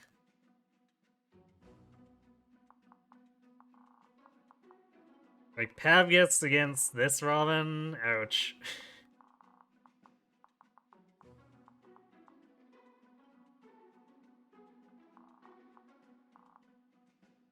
Okay, can we get away with being aggressive here? We take 20 and 10? No, we would definitely die, so I guess we're face tank baiting this fighter here.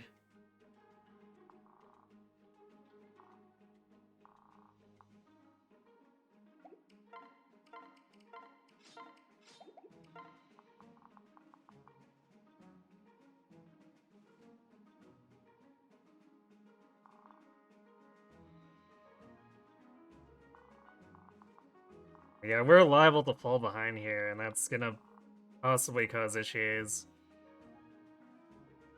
These fighters both having Aegis also means we're gonna be leaning on Fred. I also didn't get the Orson's hatchet, so I guess we're gonna be using a Javelin to try to hit them there. That's gonna be interesting.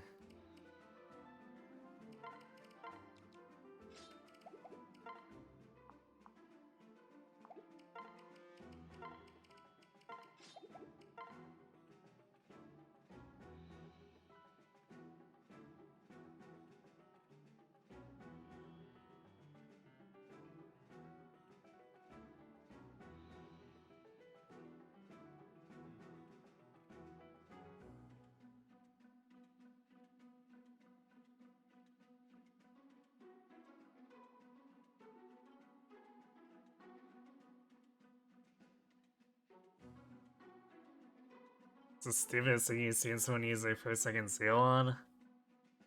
Uh, I don't remember really.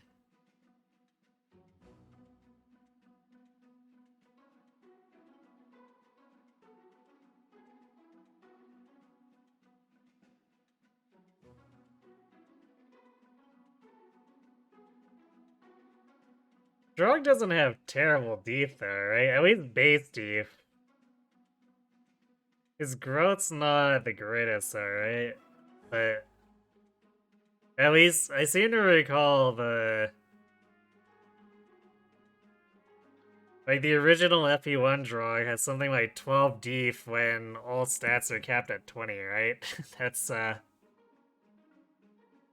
seems fairly notable.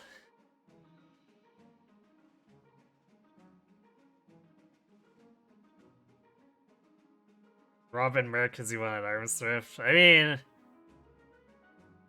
maybe not the greatest reasoning, but for sure Merc is a pretty legit path for Robin.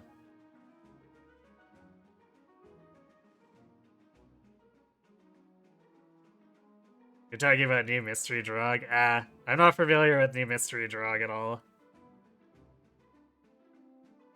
I am familiar with I guess I'm not even familiar with like the DS Shadow Dragon drawing, so I'm not sure how he's there.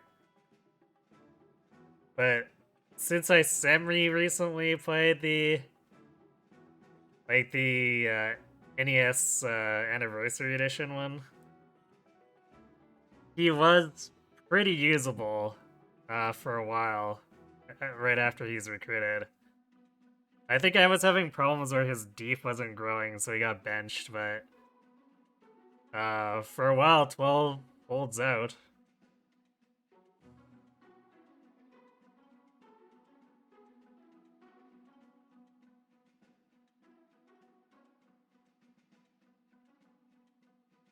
And then, of course, Hero's Drog flips that around, and he has great defense, good speed, and pretty terrible attack.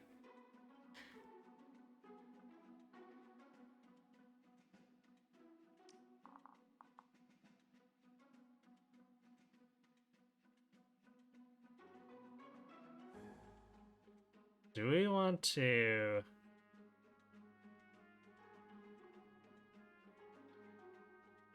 Fred gives a little more deep here, and it's not like we're can't dodge the attack. Unless we dual guard.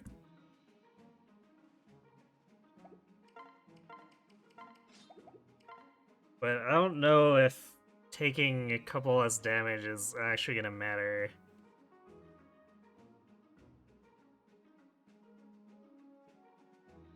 At least not enough to mess up our positioning.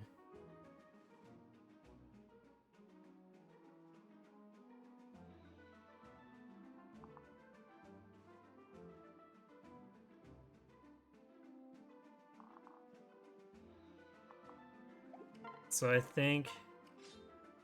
Although, I guess we get more strength out of it, too.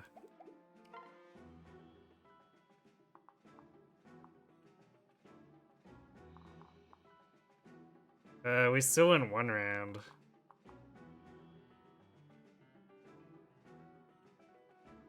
Why is it... Otherwise we're doing 12...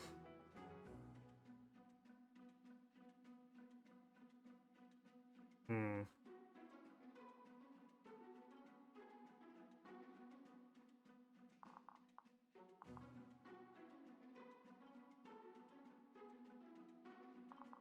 Yeah, I guess we might actually want to... still put Fred with Robin, if for nothing more than we need the strength.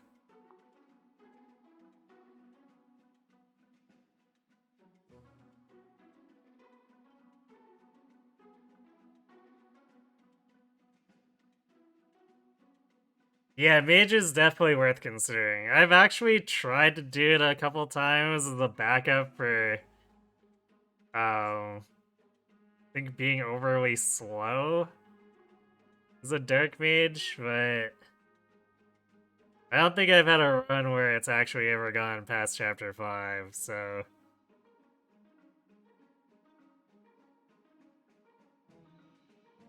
But, like, mathematically speaking, when I looked at a possible backup reroute, it checked out for the most part.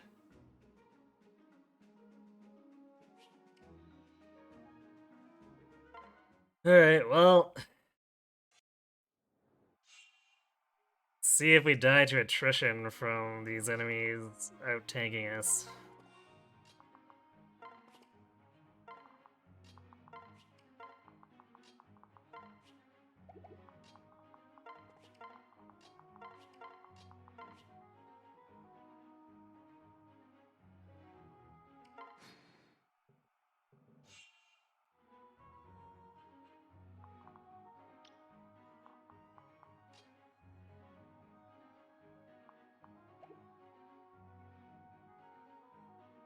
That's definitely not good.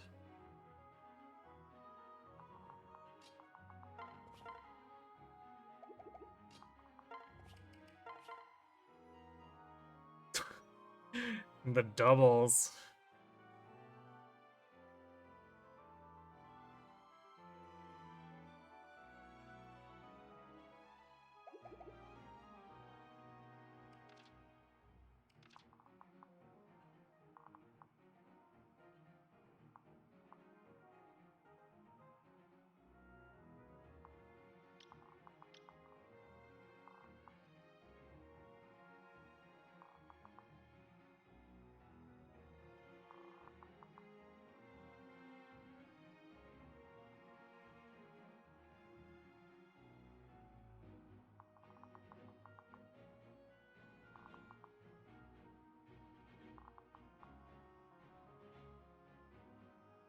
So I could have Chrome take this guy down, but then I'd be worried about Chrome dying to a crit.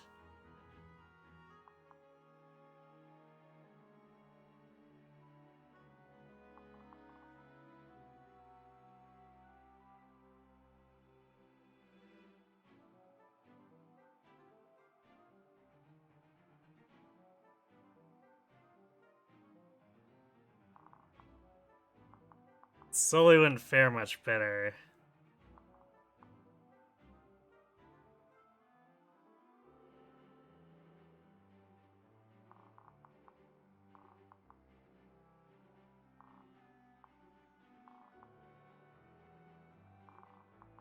So we could just kill this guy under the assumption we'd tank this guy out and have everyone else hide from this guy?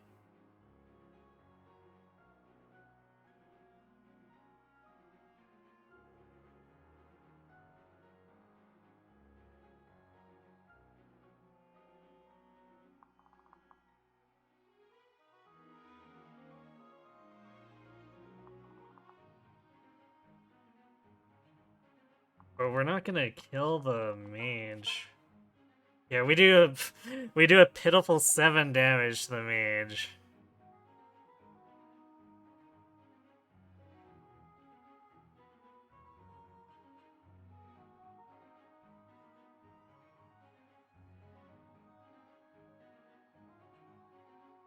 Like, it might just be me, but I feel like that one's not gonna work too well.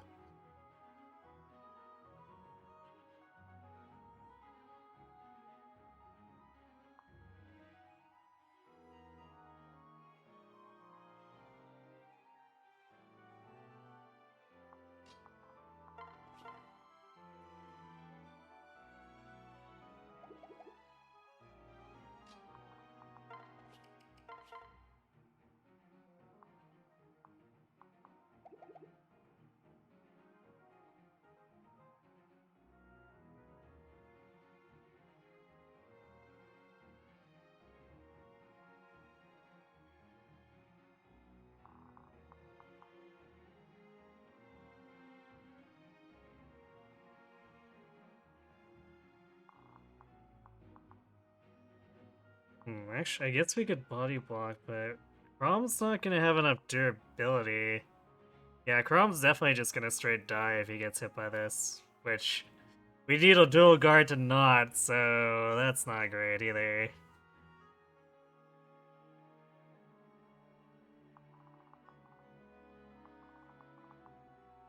Okay, well, I think we're gonna go. We're still gonna attack this guy, and then we can have Sully pick up Fred if we need to finish this guy off.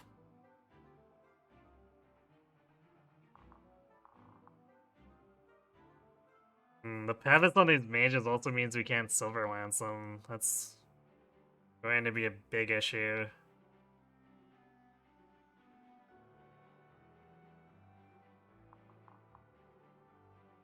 But I think we need to be aggressive, kill this guy and this guy.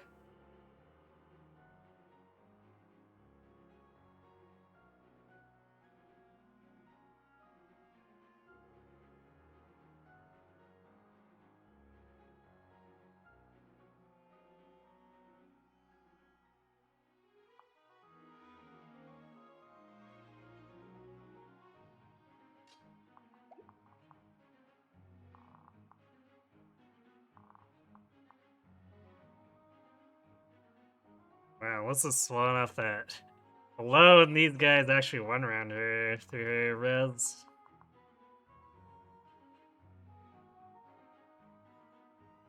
You like to try an Archer Robin on who take plus sometime?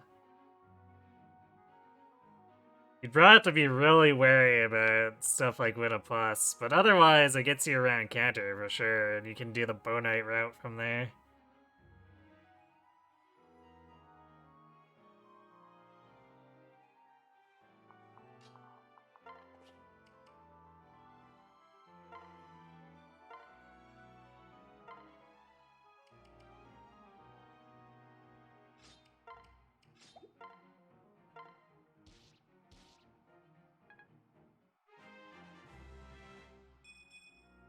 Oh, good. Now we're at double-digit magic. That's cool.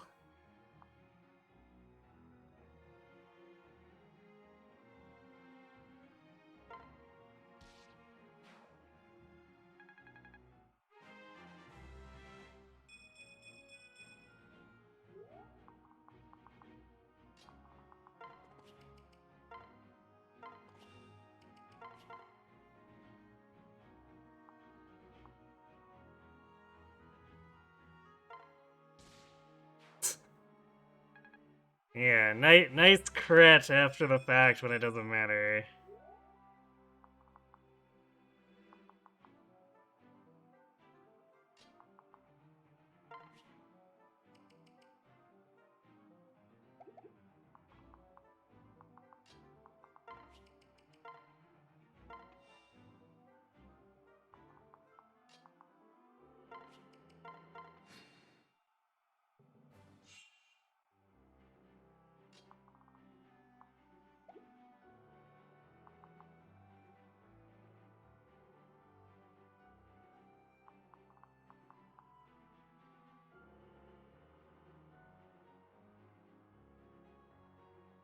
Oof.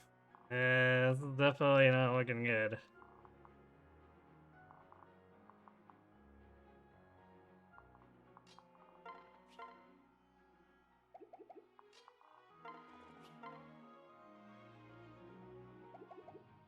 So all we can do is what, 9?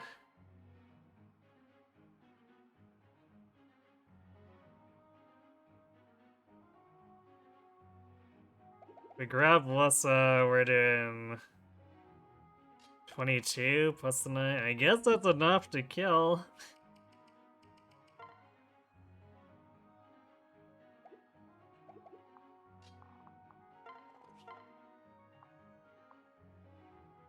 I guess we can use the silver lance if we don't want to use the, or transfer over Wissa.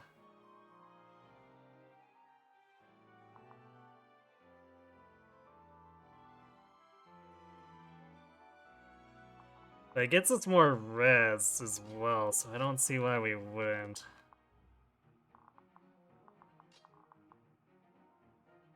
Plus we save a silver lance use.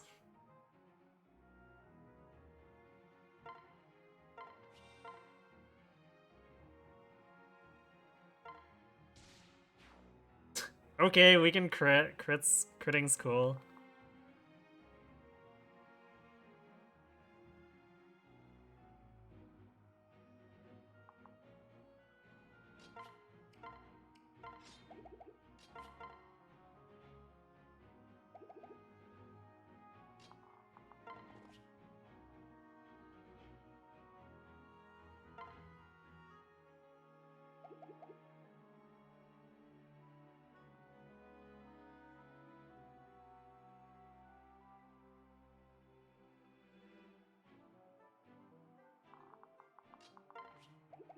This is definitely still scary.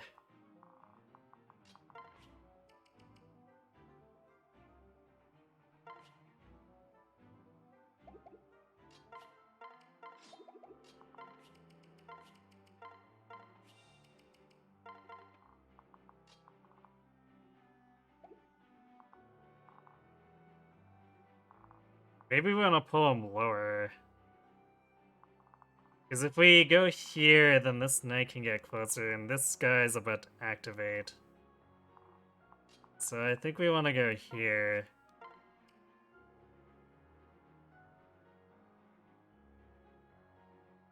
Still need to do your Troubadour Robin on Vanilla Lunatic. Well, then you should. Go for it.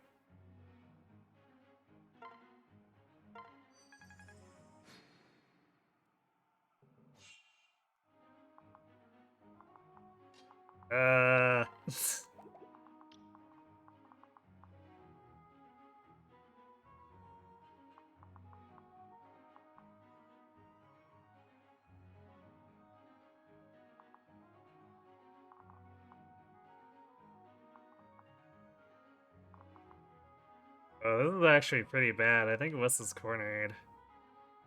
Well, I guess technically not, but still, oof. But we can't kill this guy. Oh, this guy has pass. So we'd have to do some pretty funky shenanigans.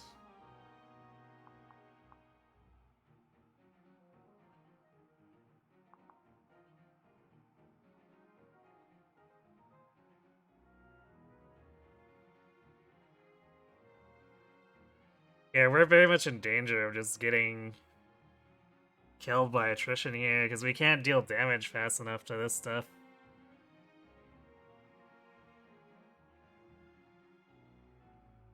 Rufta.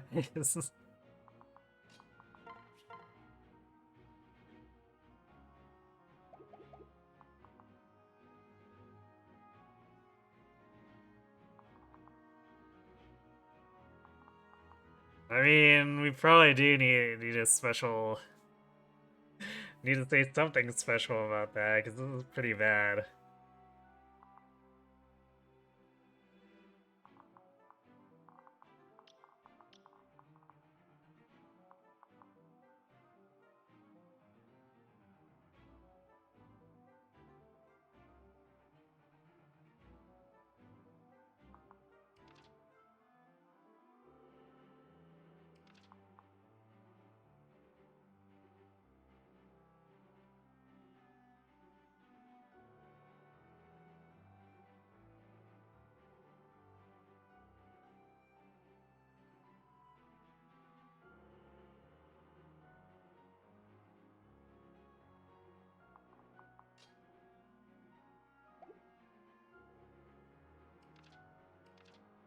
Well, I guess Chrome could always dual strike.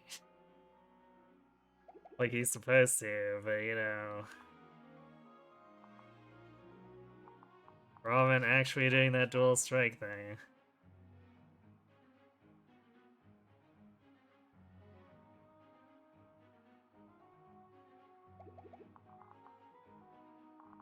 So yeah, this mage is A2 covered.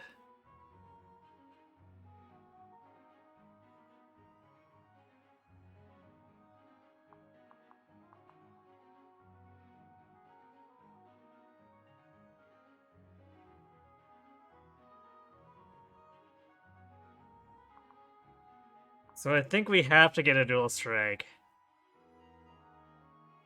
There's just not really any other reasonable way we survive. Because, like, we could survive this turn by piling on this guy, but then the next turn we're so out of position that we can't do anything.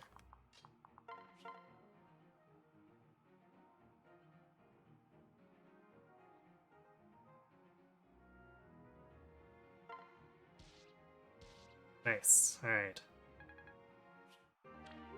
Rob has made it so we're not immediately screwed.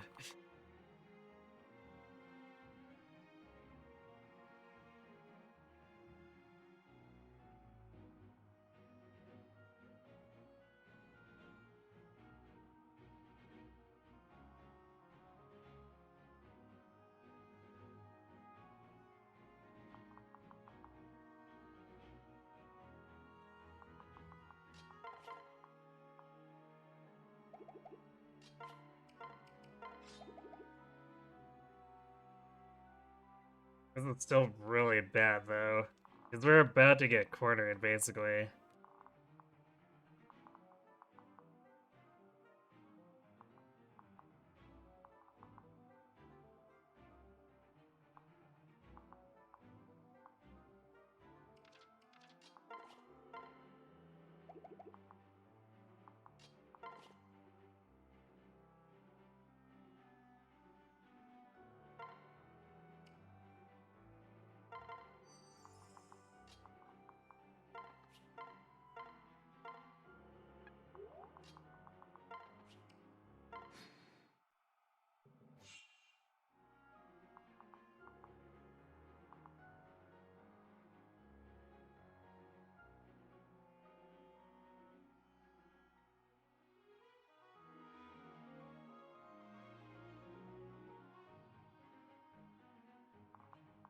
Yeah, I don't think we can kill these spiders fast enough.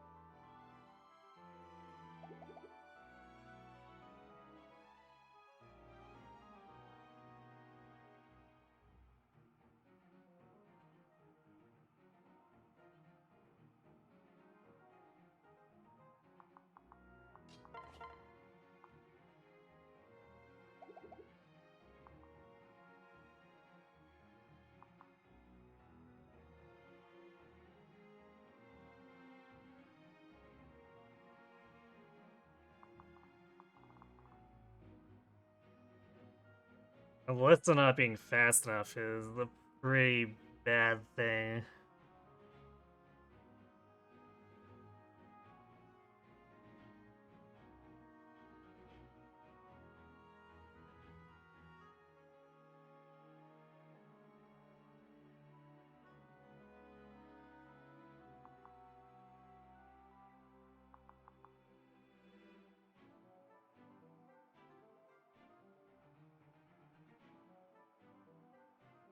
So we can kill this knight. Maybe kill this knight. But we're still dealing with 2 short axes and Lucina. And Lucina has Hawkeye Luna Plus.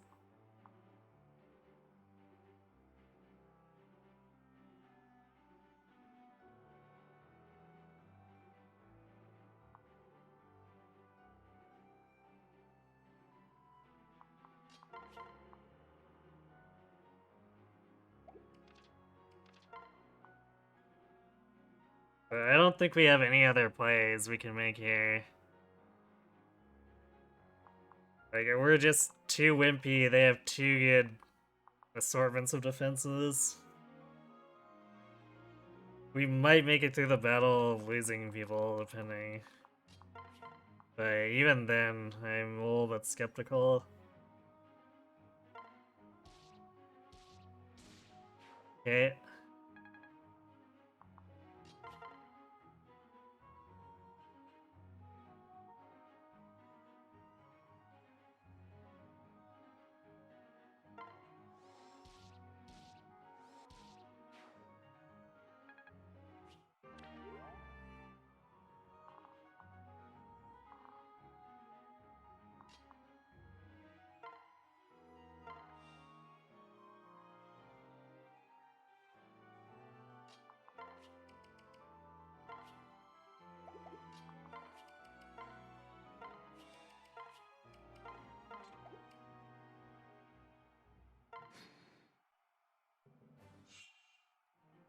Oh, we almost killed him, too.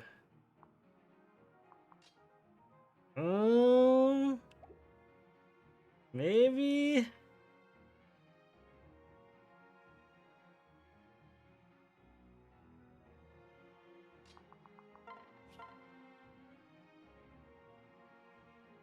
Our damage is so wimpy. But it's just enough if we hit both thunder attacks.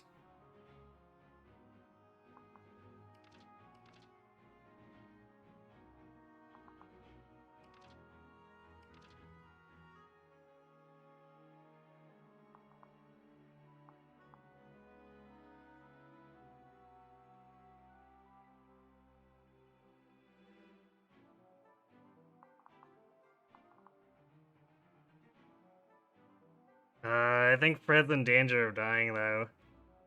But I'd have to Silver Lance Lucina, and he'd take 9 damage from each short axe throw.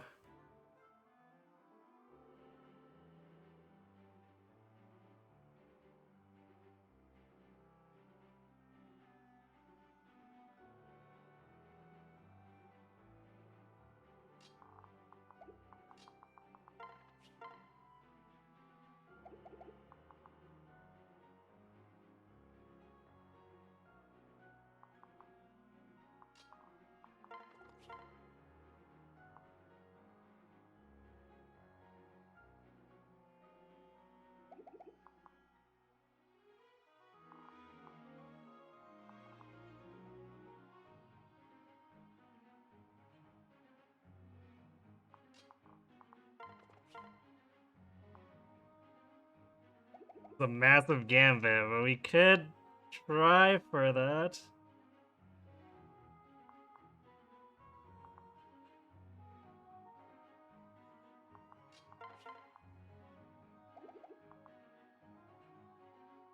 Need to solely attack with a 76 into this fighter though. That pains me.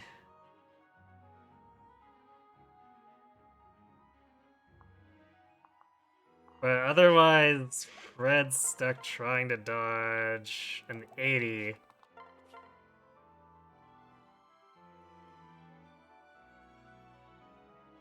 So I think, in terms of strictly better odds, we want to take the chance with Sully.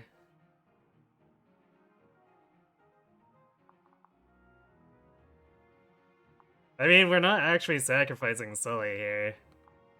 If she makes the hit, if she fails to make the hit, then she dies, and then Fred probably dies alongside her, or maybe Lissa dies.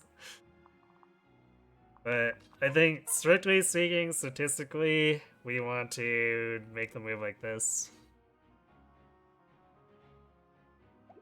I don't think I can pass over the Bronze Sword, unfortunately. At least not without putting Sully in danger. Well, we'd be putting... Yeah, we'd be putting Sully in danger. We'd take it here. Attack into the fighter.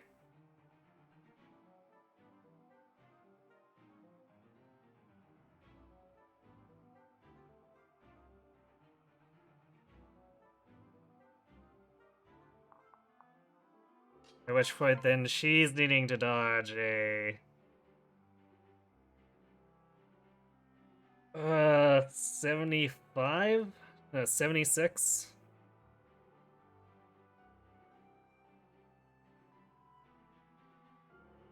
Yeah, I think statistical odds here, we attack with the Iron Lance.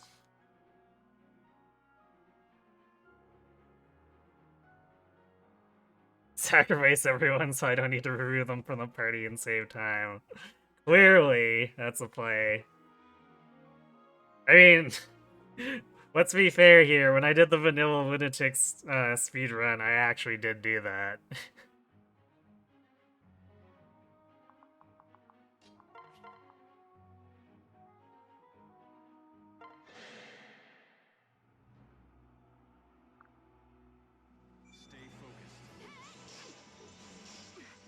Okay, we hit.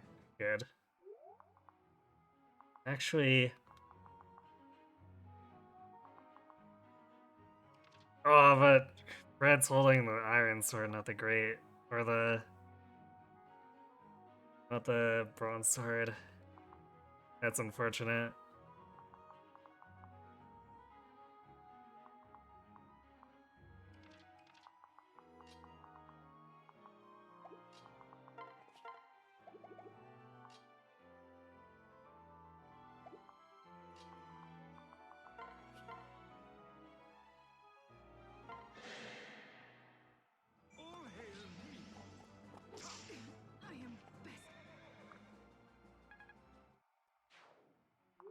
Alright, Sully, now's your moment to shine. Don't screw this up.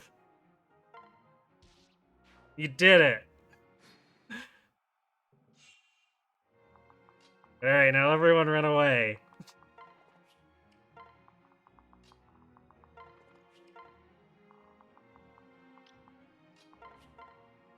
I can't believe we got away with that. I mean, the odds were technically in our favor, but I still can't believe we got away with that.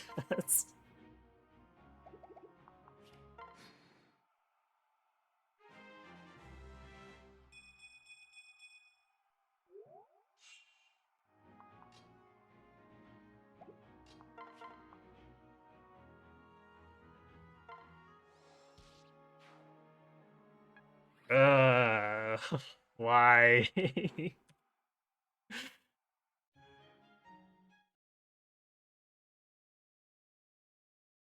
Like, even if I'd remembered to pull out the renowned stuff, I don't think it would have helped that much.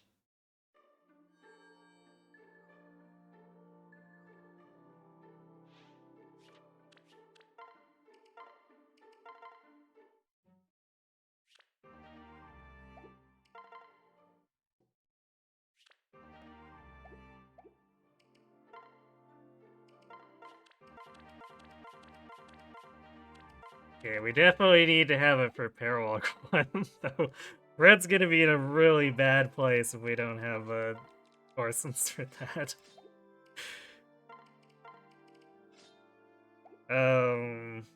I think our magic just barely squeaked by enough that we might need to forge the flux extra, but I think we can hit the benchmarks.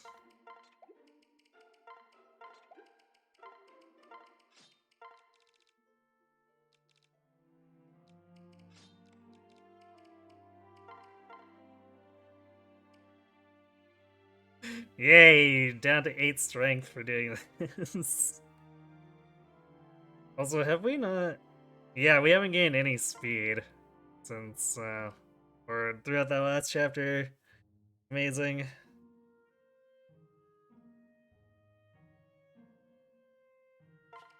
This is clearly a Robin that's going places.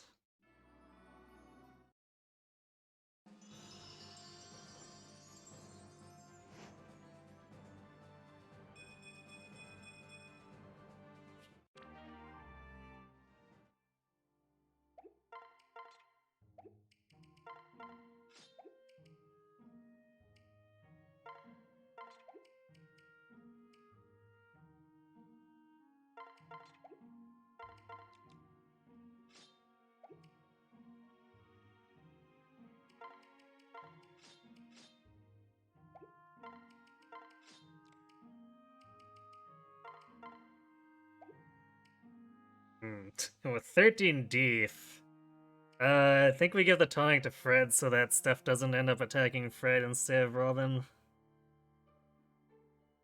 Although this is still scary because our magic isn't that good, so we're counting on Crom to actually kill stuff for us.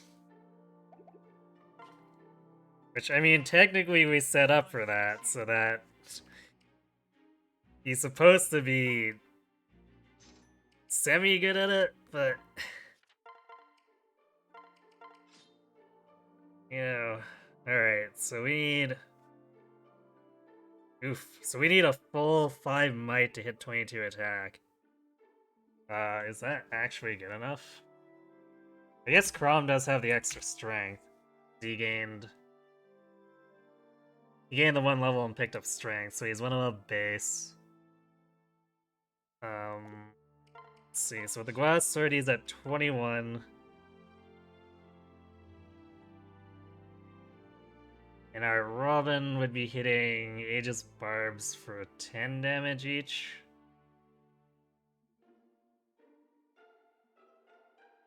Which would leave him with 17 health. Crom has exactly enough attack to kill them.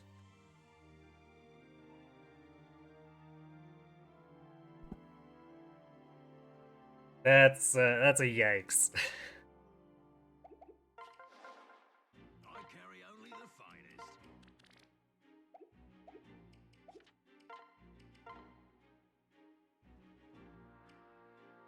Oof. Yeah, this is gonna stretch us really thin because we're having to sell 11 sword already to do the flux. I guess technically we can get away with doing 9, or like +4. So that pushes us to 21, which still is 10 damage.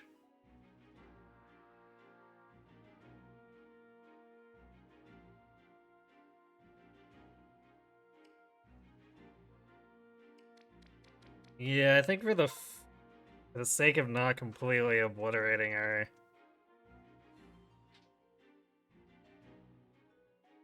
money route, we're gonna have to do that, because otherwise we risk not being able to afford the Wind Tome after. And it'd be fully worth doing if our magic was low enough that we still needed the 5 might on the forge, but as it is... we're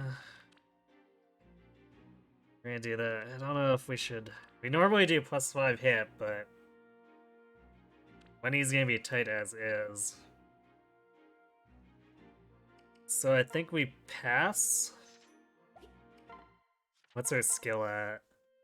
10 skill, 16 luck.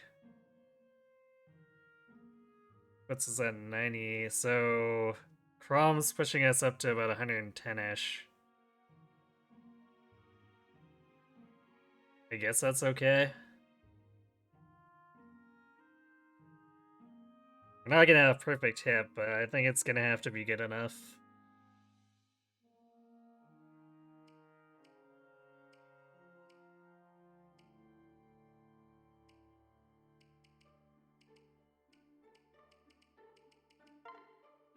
Alright, well, keep talking to Fred. I'm gonna go refill my drink. Because we may be puzzling this one out for a while too with our bad magic, so I'll be right back.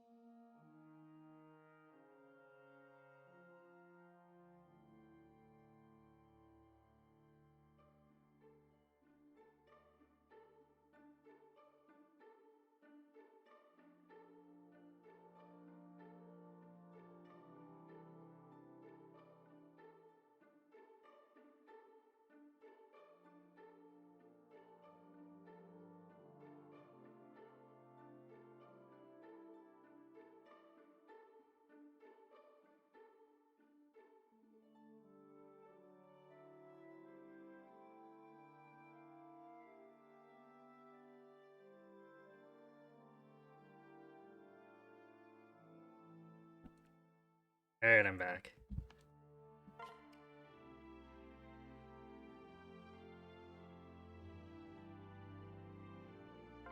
Well,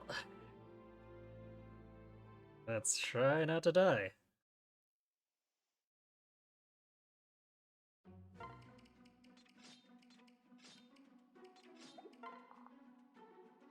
Oh good, just to drive it home, here's an Aegis Barbarian.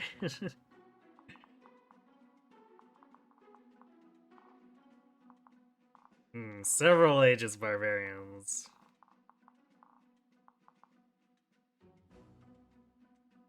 Although this first wave's going pretty light on counter. I'll give it that much. Not so much for this here. Wow, I don't know what we're gonna do. Like, we approach this on the bottom, but I don't think we're gonna be able to push in on the Killer Lance Thief. We can try to block the spot, but the amount of firepower coming in is gonna be not great.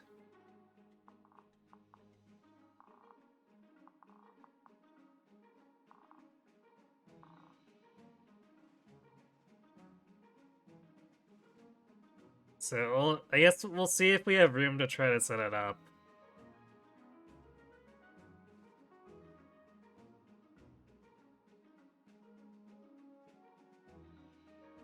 Otherwise, I think we'll probably be improvising a bit.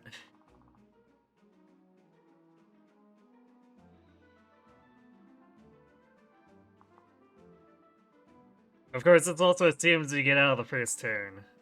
This barbarian having Aegis is always very iffy.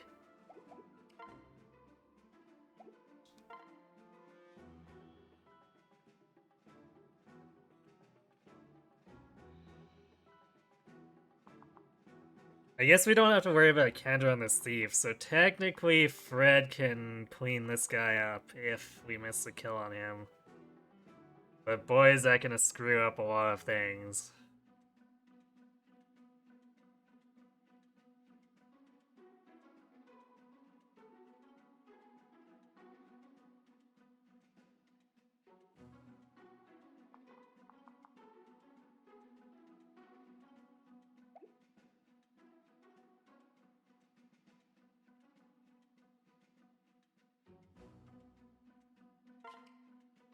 Alright, well.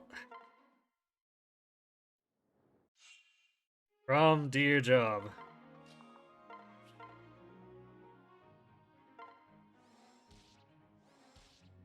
Rom, that is not doing your job.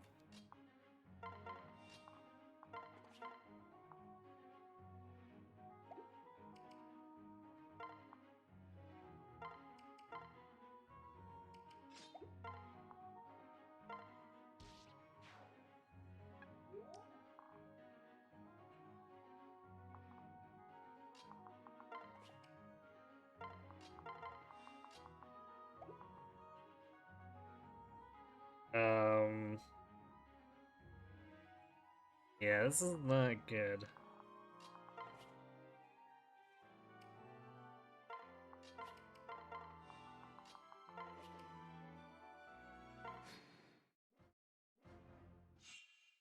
Especially, we didn't kill the thief either. Crom, please.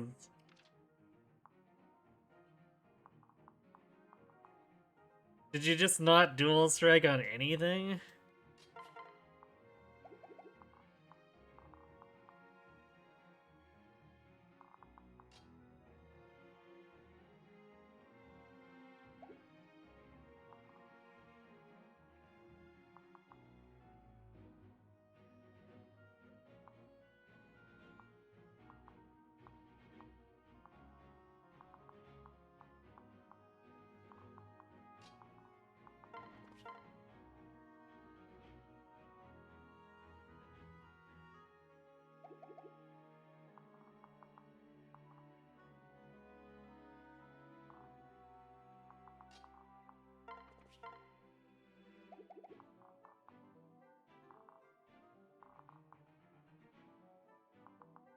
Can we survive fighting both of these?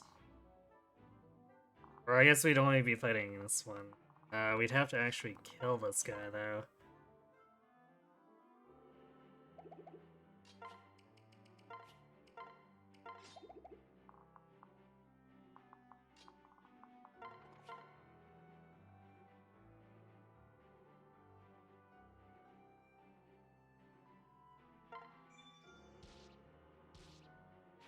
Well, remember before how we were talking about Hex doesn't get used a lot? Well, sometimes it comes in real handy.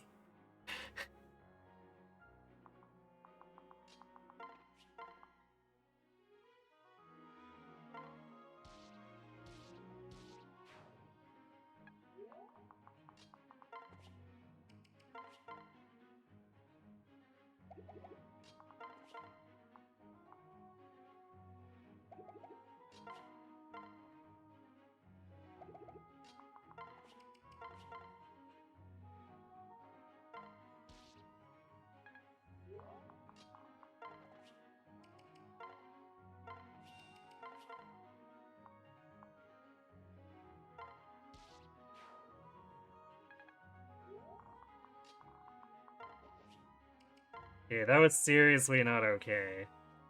I'm appalled.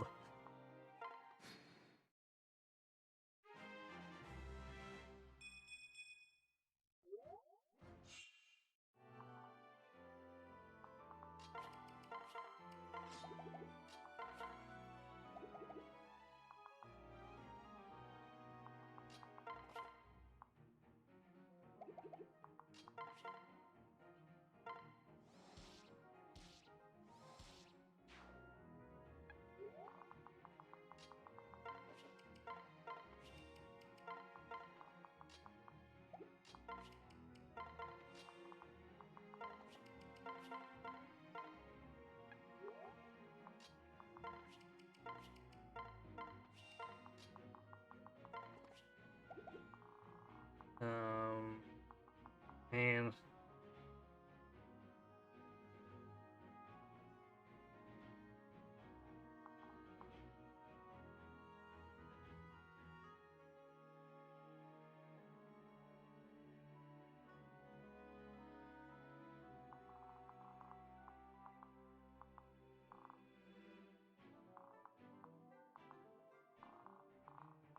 I guess we could do something unusual and go through the center.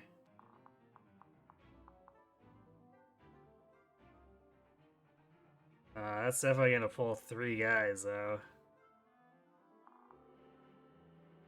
I don't think that's worth it.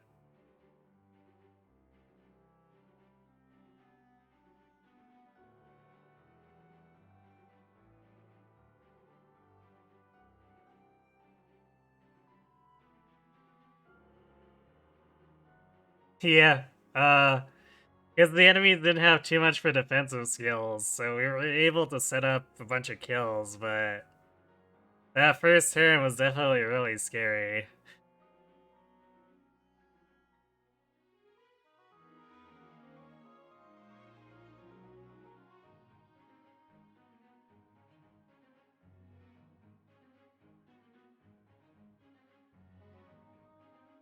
Because if that initial barbarian had both habits and aegis, we definitely would have been screwed. Fred wouldn't have been able to kill him.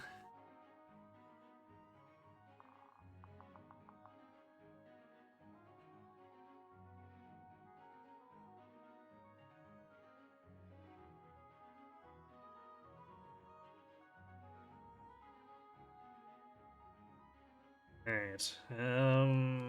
Yeah, I guess we're going south. But breaking through this is gonna be really bad.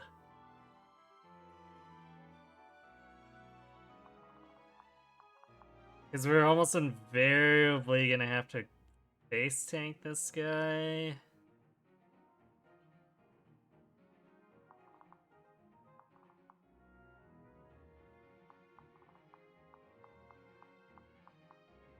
Maybe if we...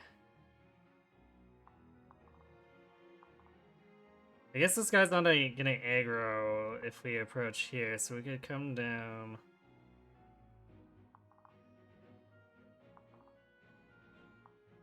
Slide Fred across and then damage this guy with Oven, but we might not kill this guy, especially since we'd have to use Sumia to approach.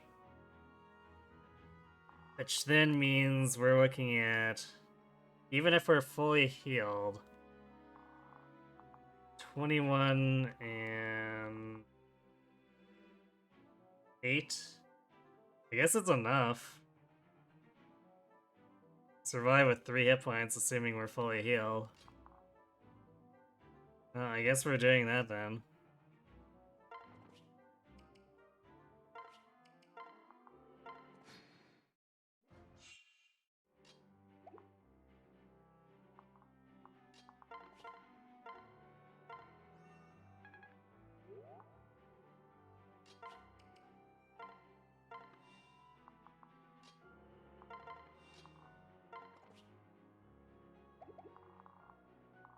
It's a good thing we got through there fast, because this is like 3 turns of setup.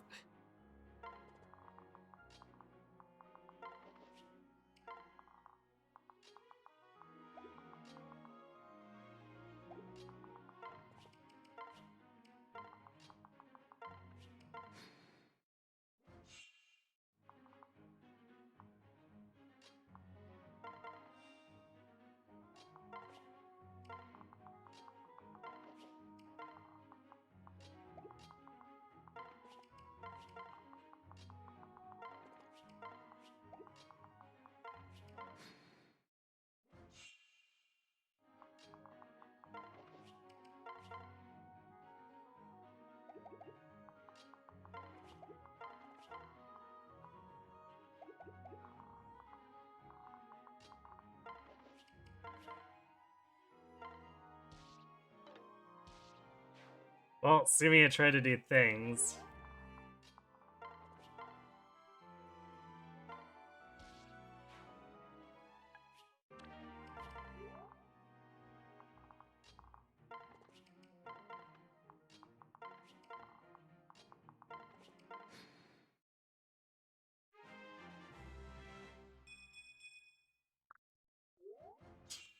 Well, I guess we're just still not gonna gain magic. That's for losers.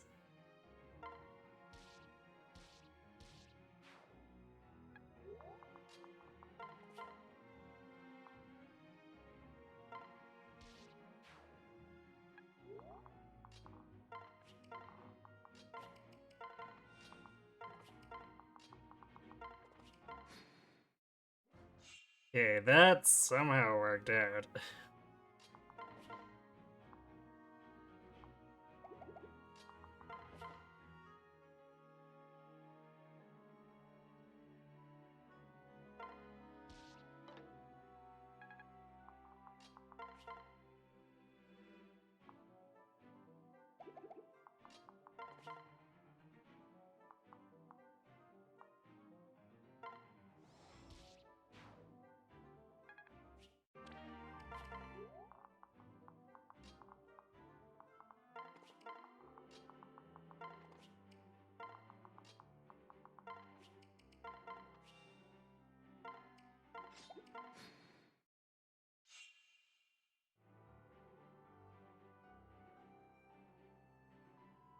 Come on, guys, Sleepy, you wanna see if we can make it through the gauntlet? I'll try to hurry, I guess. Speaking of gauntlets, you want them in the Inevitable Awakening remake just so Sumio can continue punching shit. Oh dear.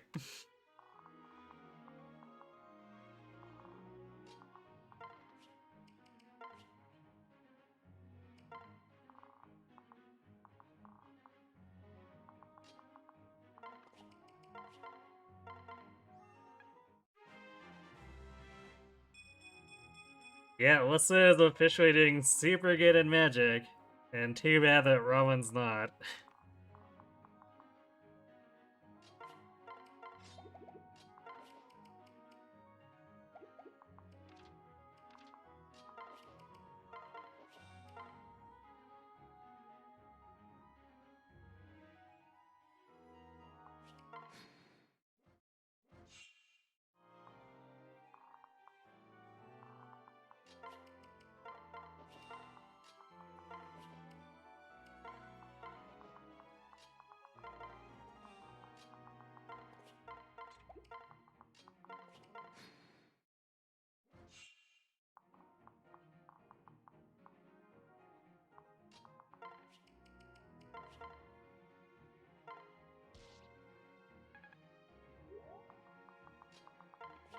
I guess because of that kill I gave him in chapter 4, Chrome's almost level 3. Not too shabby there.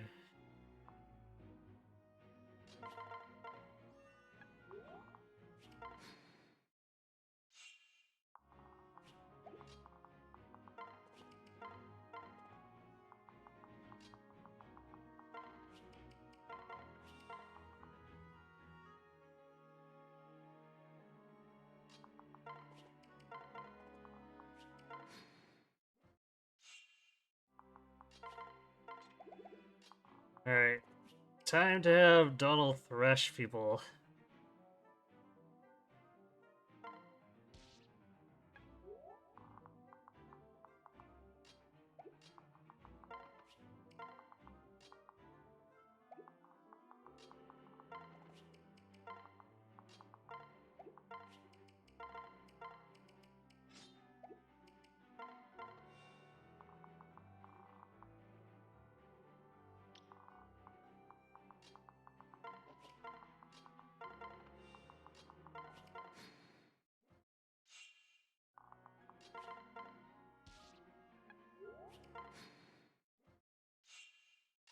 You can do it, Donnie. Hit him.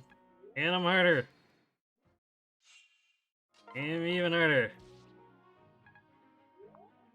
Actually, I might have to sandbag that a little bit.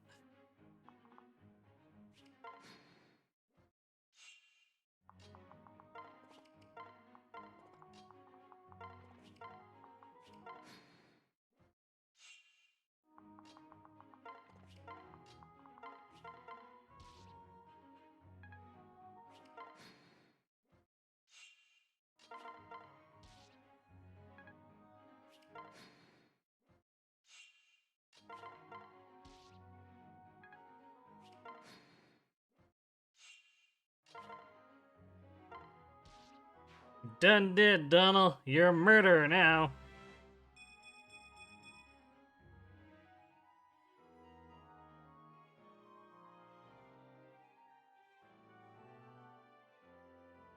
What did they play on Crawfish School? Romp and Circumstance. Well played, Cat. Well played.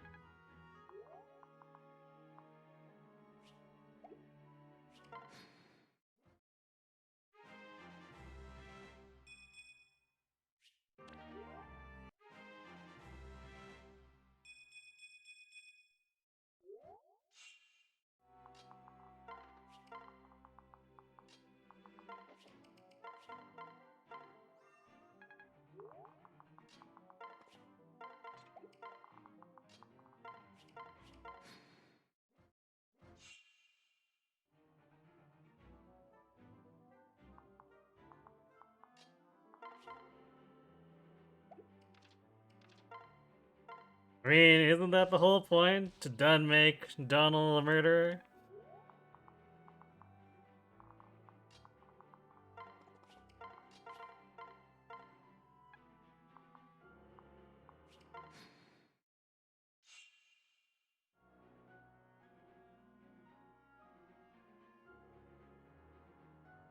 Stepdad's great. You found out he gives good hugs a few years ago when you let him hug you. Well, that's nice. Always a good thing to find out.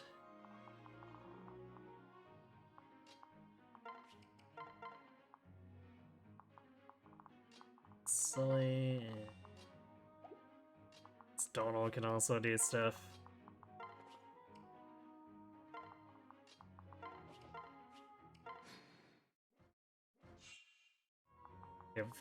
Give Chrome slightly more hit.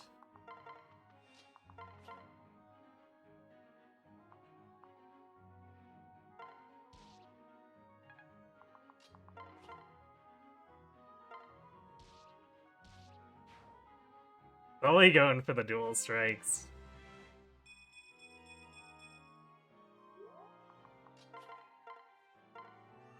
Man, look at that. Sully's like, hey, Robin, you want to marry me instead?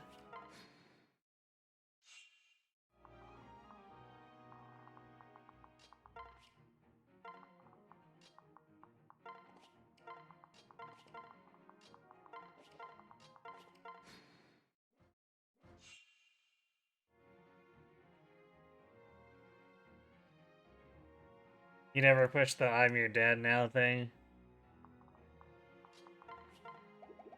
I don't think that's really, like, I don't think trying to push that is really the right move for anyone. It seems like a good way to get people angry.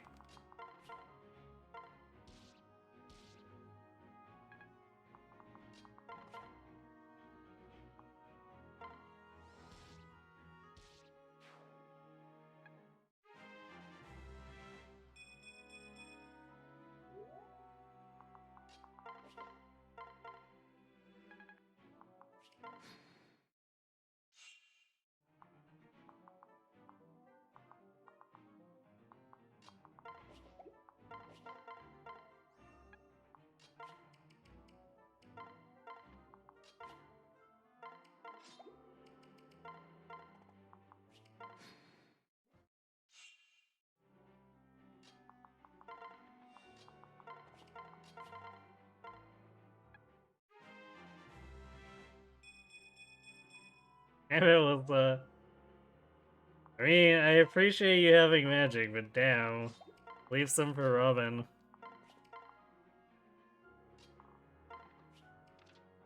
I guess we're gonna have to crit thunder. Yeah, gross.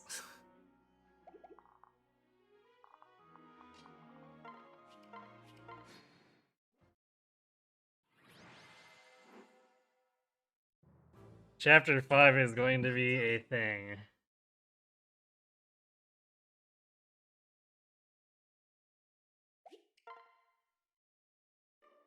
Yeah, like I said before, gaining magic, that's for losers. We don't need no magic. We just need to, take a god and pray, I guess.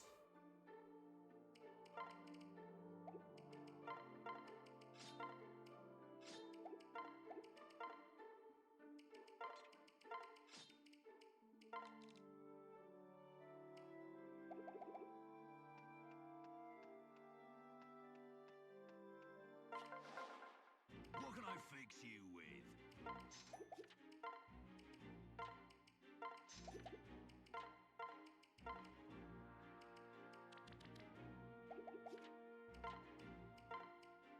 More money.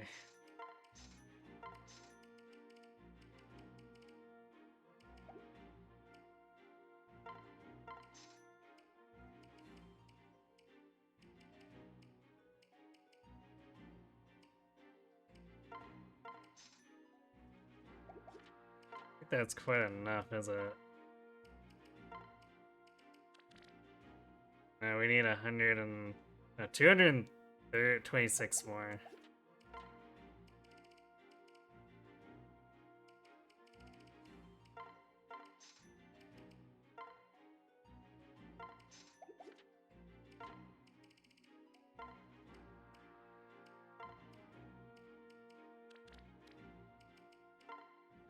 Well...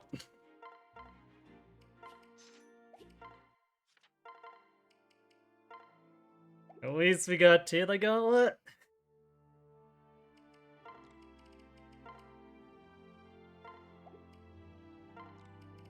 We are fairly tanky, all things in, so... For the enemies who don't have Winnowpuss or Candy, we can kind of muscle through them. It's still not gonna be great, but... we're not at a complete stat disadvantage. Also, we gained 1 speed over those 4 levels. That's very questionable.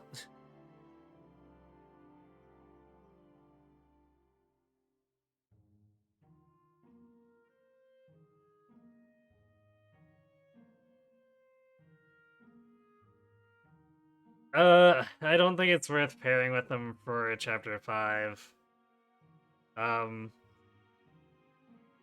Chapter 6 and 7, it's typically worth it if we have the magic for it, just because we can get the Flux one-shots, but, I feel like it's not worth it when we're not able to one-shot the non-wyverns in Chapter 5. Because then we're just sacrificing a lot of durability for... I mean, it's still key kills, but the problem is that... we still need to deal with the other stuff.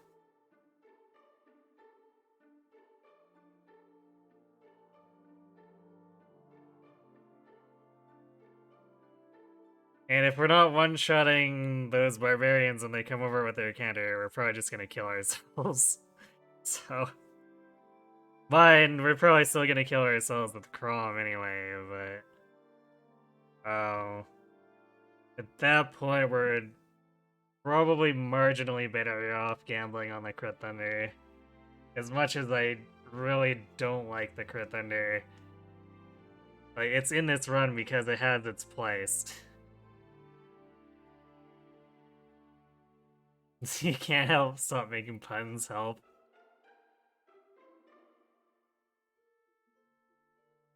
Alright, let's do...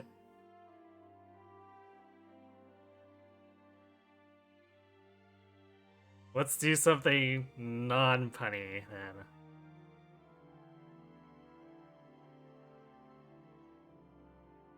And maybe this is too easy, but... Hey, chat. How does Dimitri play Undertale?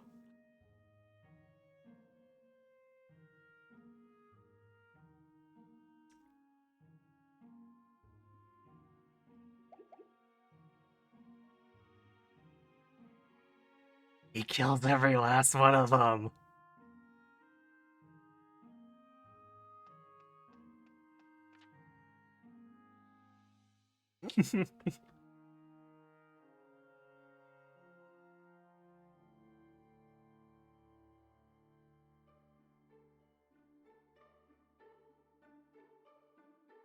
Alright. Let's go actually fight things.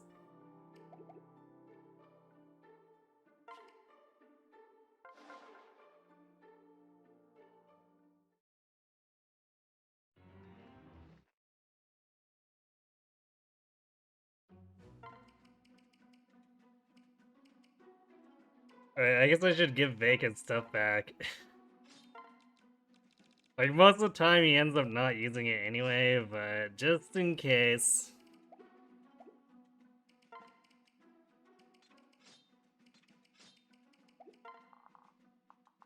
Like, his job is usually to get mauled and not really kill anything back at this point, but occasionally he does get to attack, so...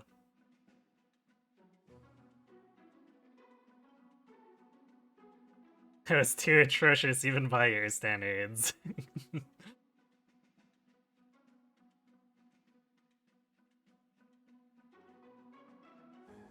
Today starts out as such a crummy unit. Oh boy. Of course, yeah, I'm sure we're all kind of tired, so I don't think anyone's gonna hold typos against anyone. Alright, so there is just one counter on the left, so we... Or maybe a little scared of that win a plus.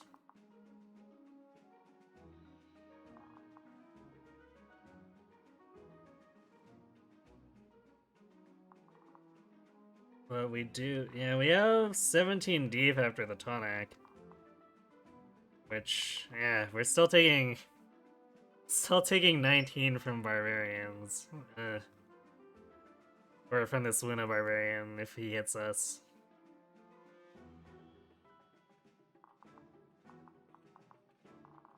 But our damage output is low, so we can't really afford to play too non-aggressively here, so...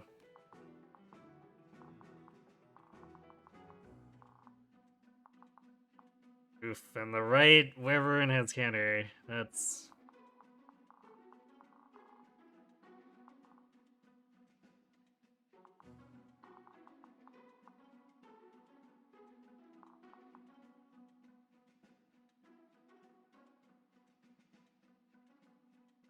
Wait, why do we have Sully? Give me Lonku. I mean... Sully was doing pretty good, but unfortunately, you're not part of the strategy, Sully, sorry.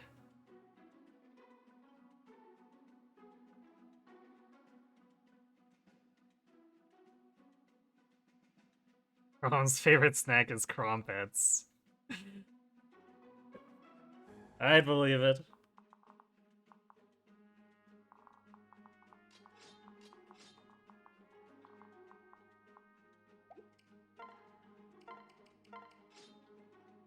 Yeah, the silver lance is in a terrible shape too.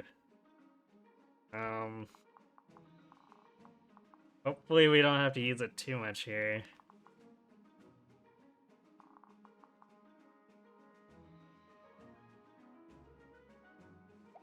Alright, raise that gauntlet.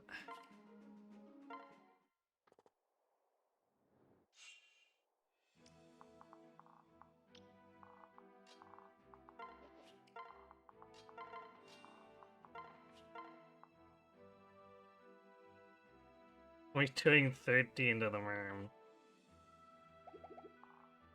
I guess we need to be using the flux anyway. Because we're dealing with an Aegis Barb. If that one survives, we might have some issues. And we only have one use of the glass sword left.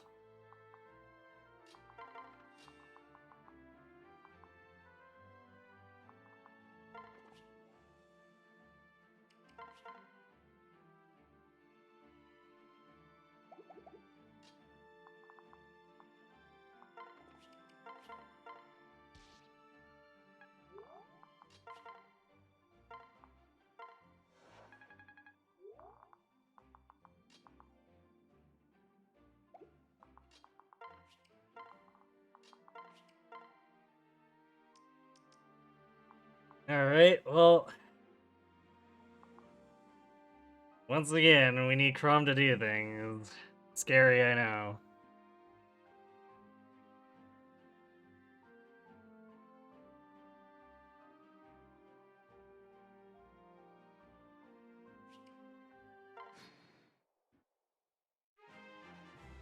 Great, we face tanked the Barbarian.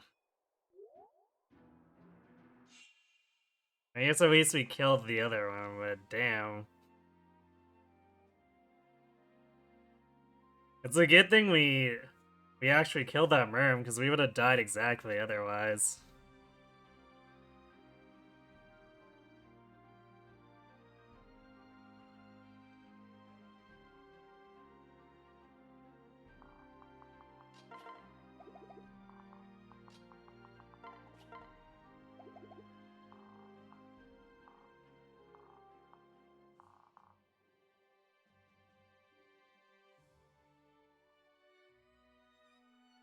I think we're about to face Tank Cantor with our Crit Thunder. I guess it's been a while since we've had to do that, but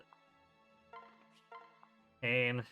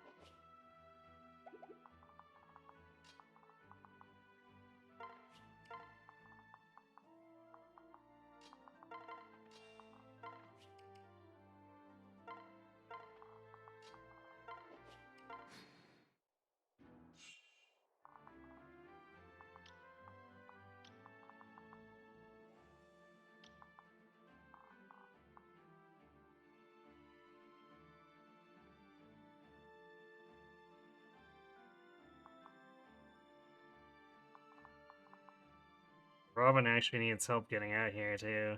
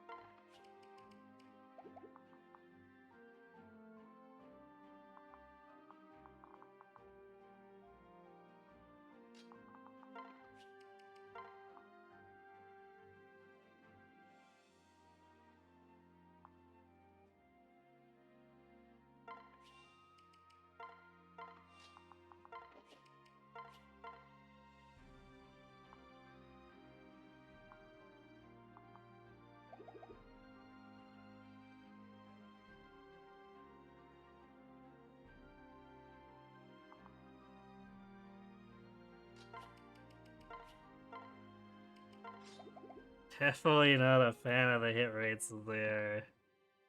Um,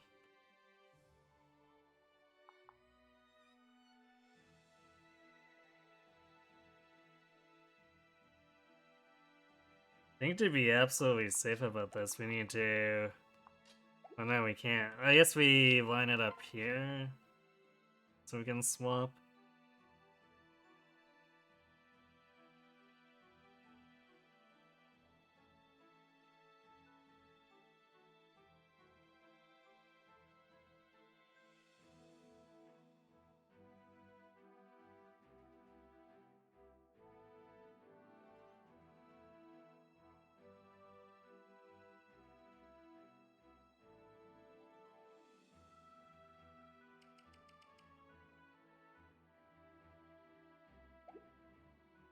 Yeah, I think we do have to do this. 'Cause if we miss this kill on this Wyvern, which, I mean, pretty low odds with Sumia, but still.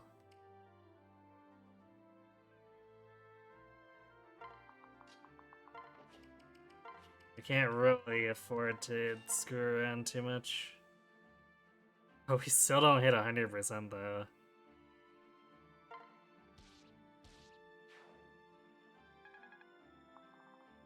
Not exactly a fan.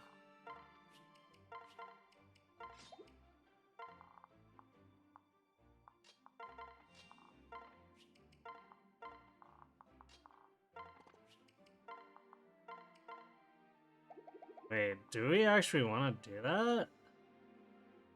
Because the crit or the thunder drops our attack to 17, which only does 16, so we potentially do 32 damage to ourselves. I think in that case I'd rather use the flux.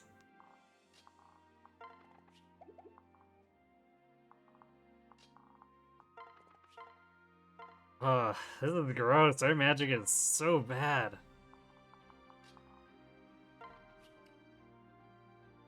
Like, you know how I predicted our bad magic was gonna kill us? It's kinda doing that now.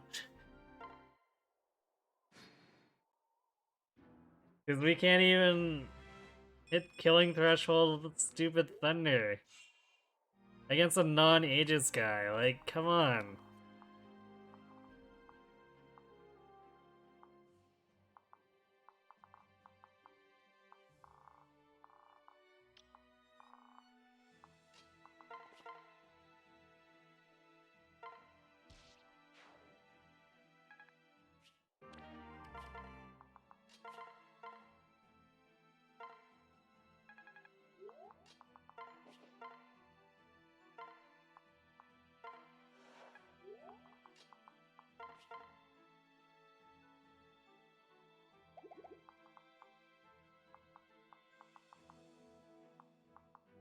So much Aegis there too, we might not even kill anyone else.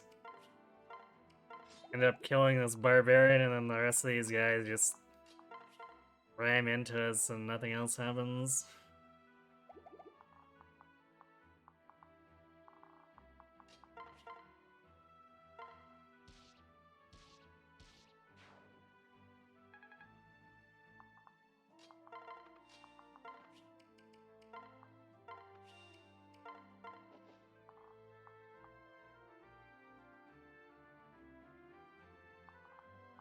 Actually, we should probably stay impaired where we can so we have more flexibility on swapping.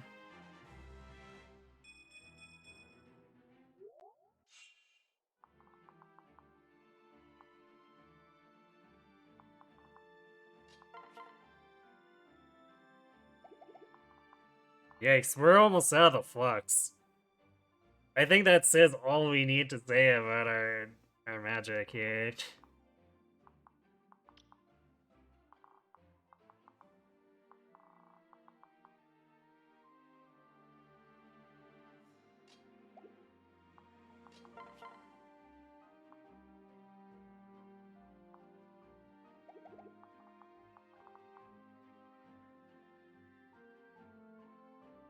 We technically survive if we get attacked here. If we get attacked both times.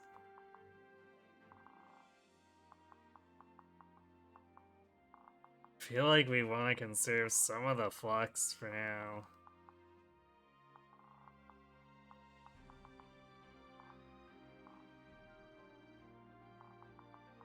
Yeah, we're probably gonna have to actually pull on the right side for once. It's been a long time since we had to do that once we get to those ribbons. Although, let's not get ahead of ourselves. We still have another wave of reinforcements. You know what? No, I think I want to do the flux, because we need to fight through Aegis on the Myrmidon.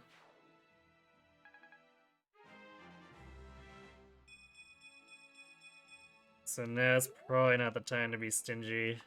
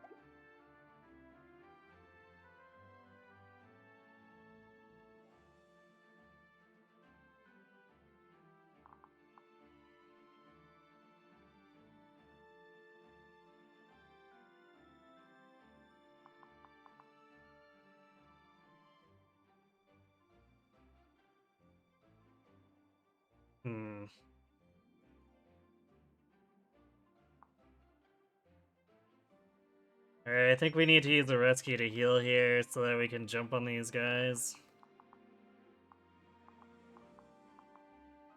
This is gonna be scary. Actually, we're taking hits from all of these, basically. Can we actually survive that? So 12 damage. We'll be at 34, so then 22. And we're taking 18. Yeah, we barely survive. That's gross. Ugh.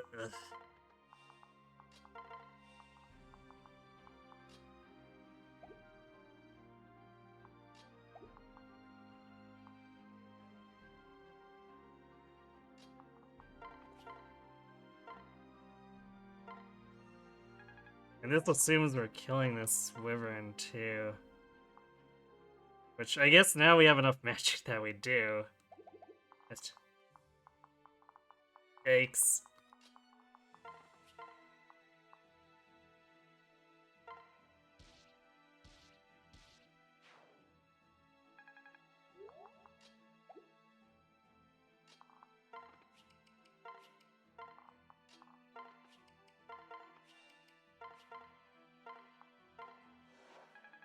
No, it didn't want to put her in the woods. Ah. Well, I guess Maribel's dying now.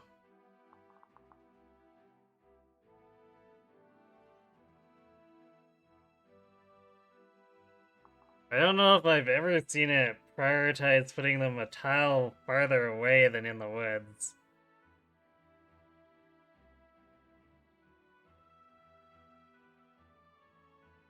That's just uncalled for.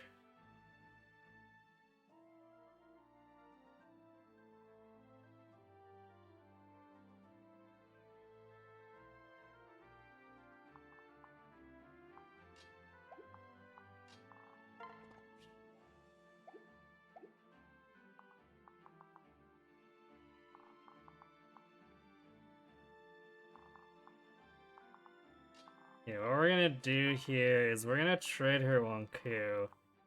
So if she manages to dodge one hit, she doesn't need to dodge two, but chances are she's just dying.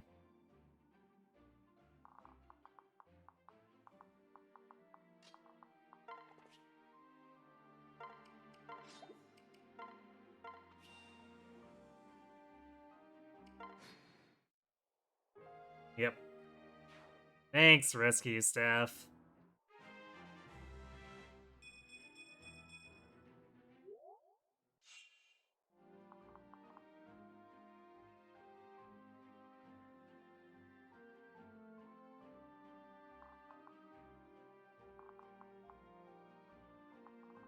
Oh, I think we were in range of that other wyvern.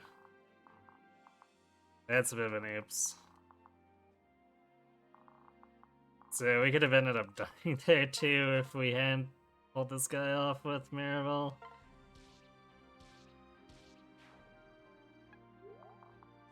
This run is... This has been borderline catastrophe.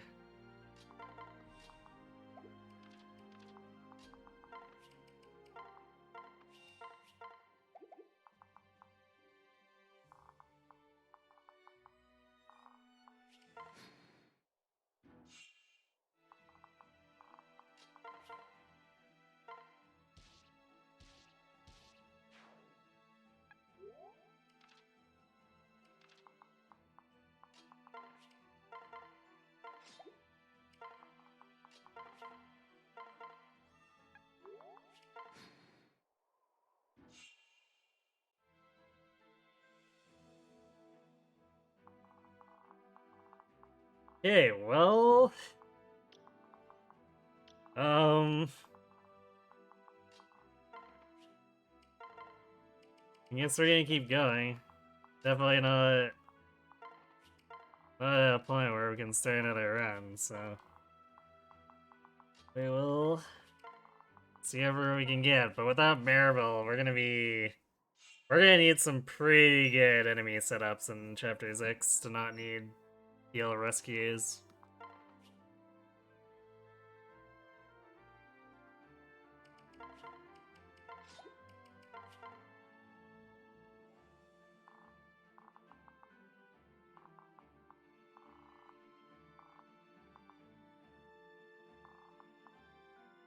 So we could end up losing most of our health.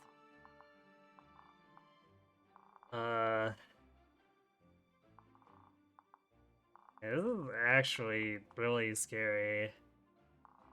Like even if I had built the wind here, we don't have enough magic. I could put Muriel behind Robin if we had done that, but then our durability would be even worse, and I don't have confidence in being able to fight it out with all this as is.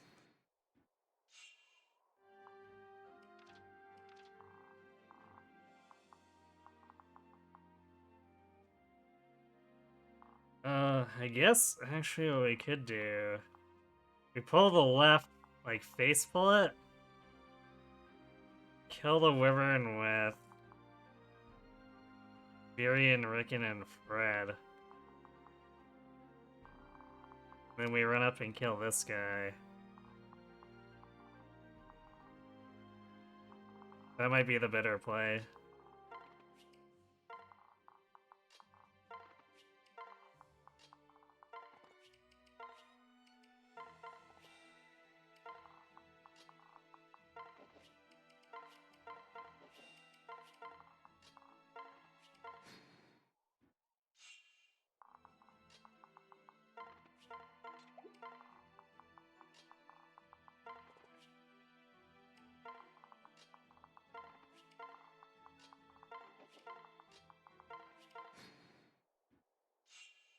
Does that wyvern have tantivity? Okay, good, he doesn't. I would definitely feel less confident about doing that if I had to deal with another 10 dodge or 10 avoid on that guy.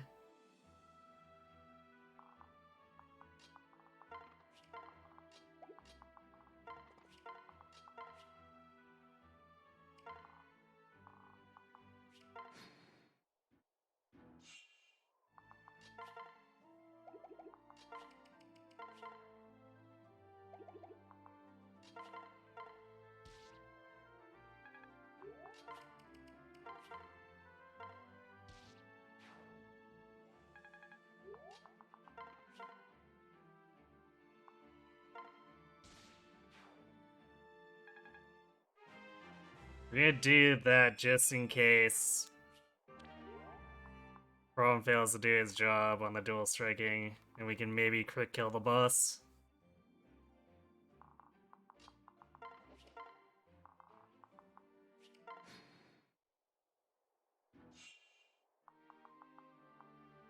Looks like we're good though. Oof. This guy actually does 20 damage to us.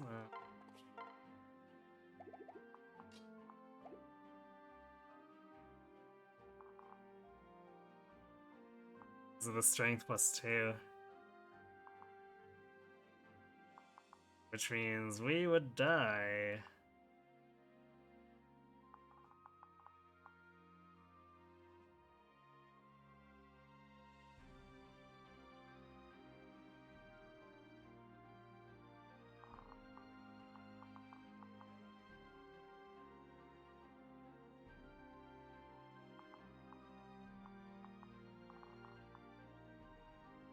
So I think we're gonna fall back here. Can't retreat to this fort, unequip, and use a vulnerary.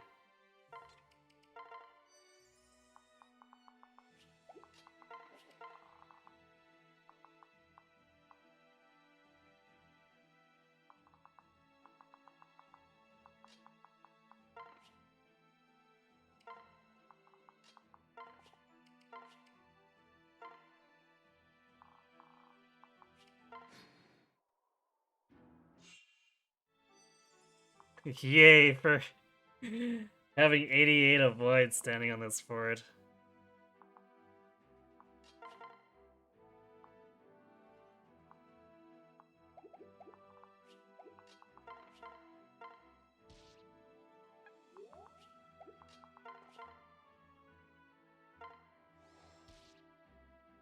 Oops, that was a mistake. That was greedy.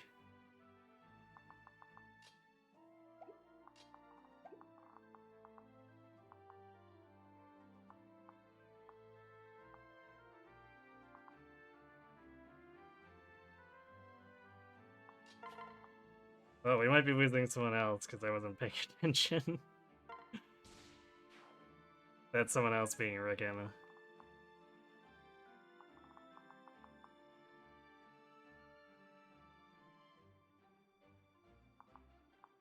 If I give him Vake, he doesn't survive.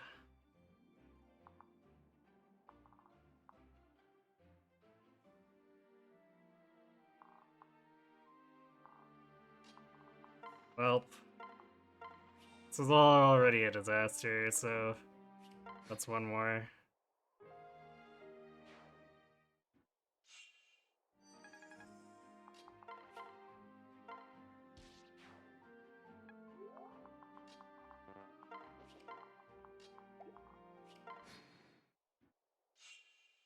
Alright, surprise.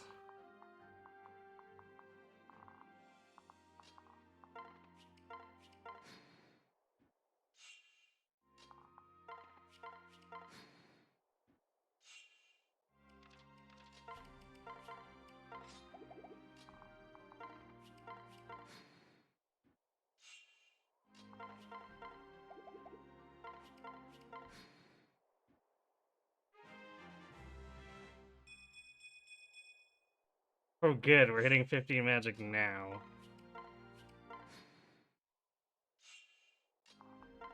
That is fantastic.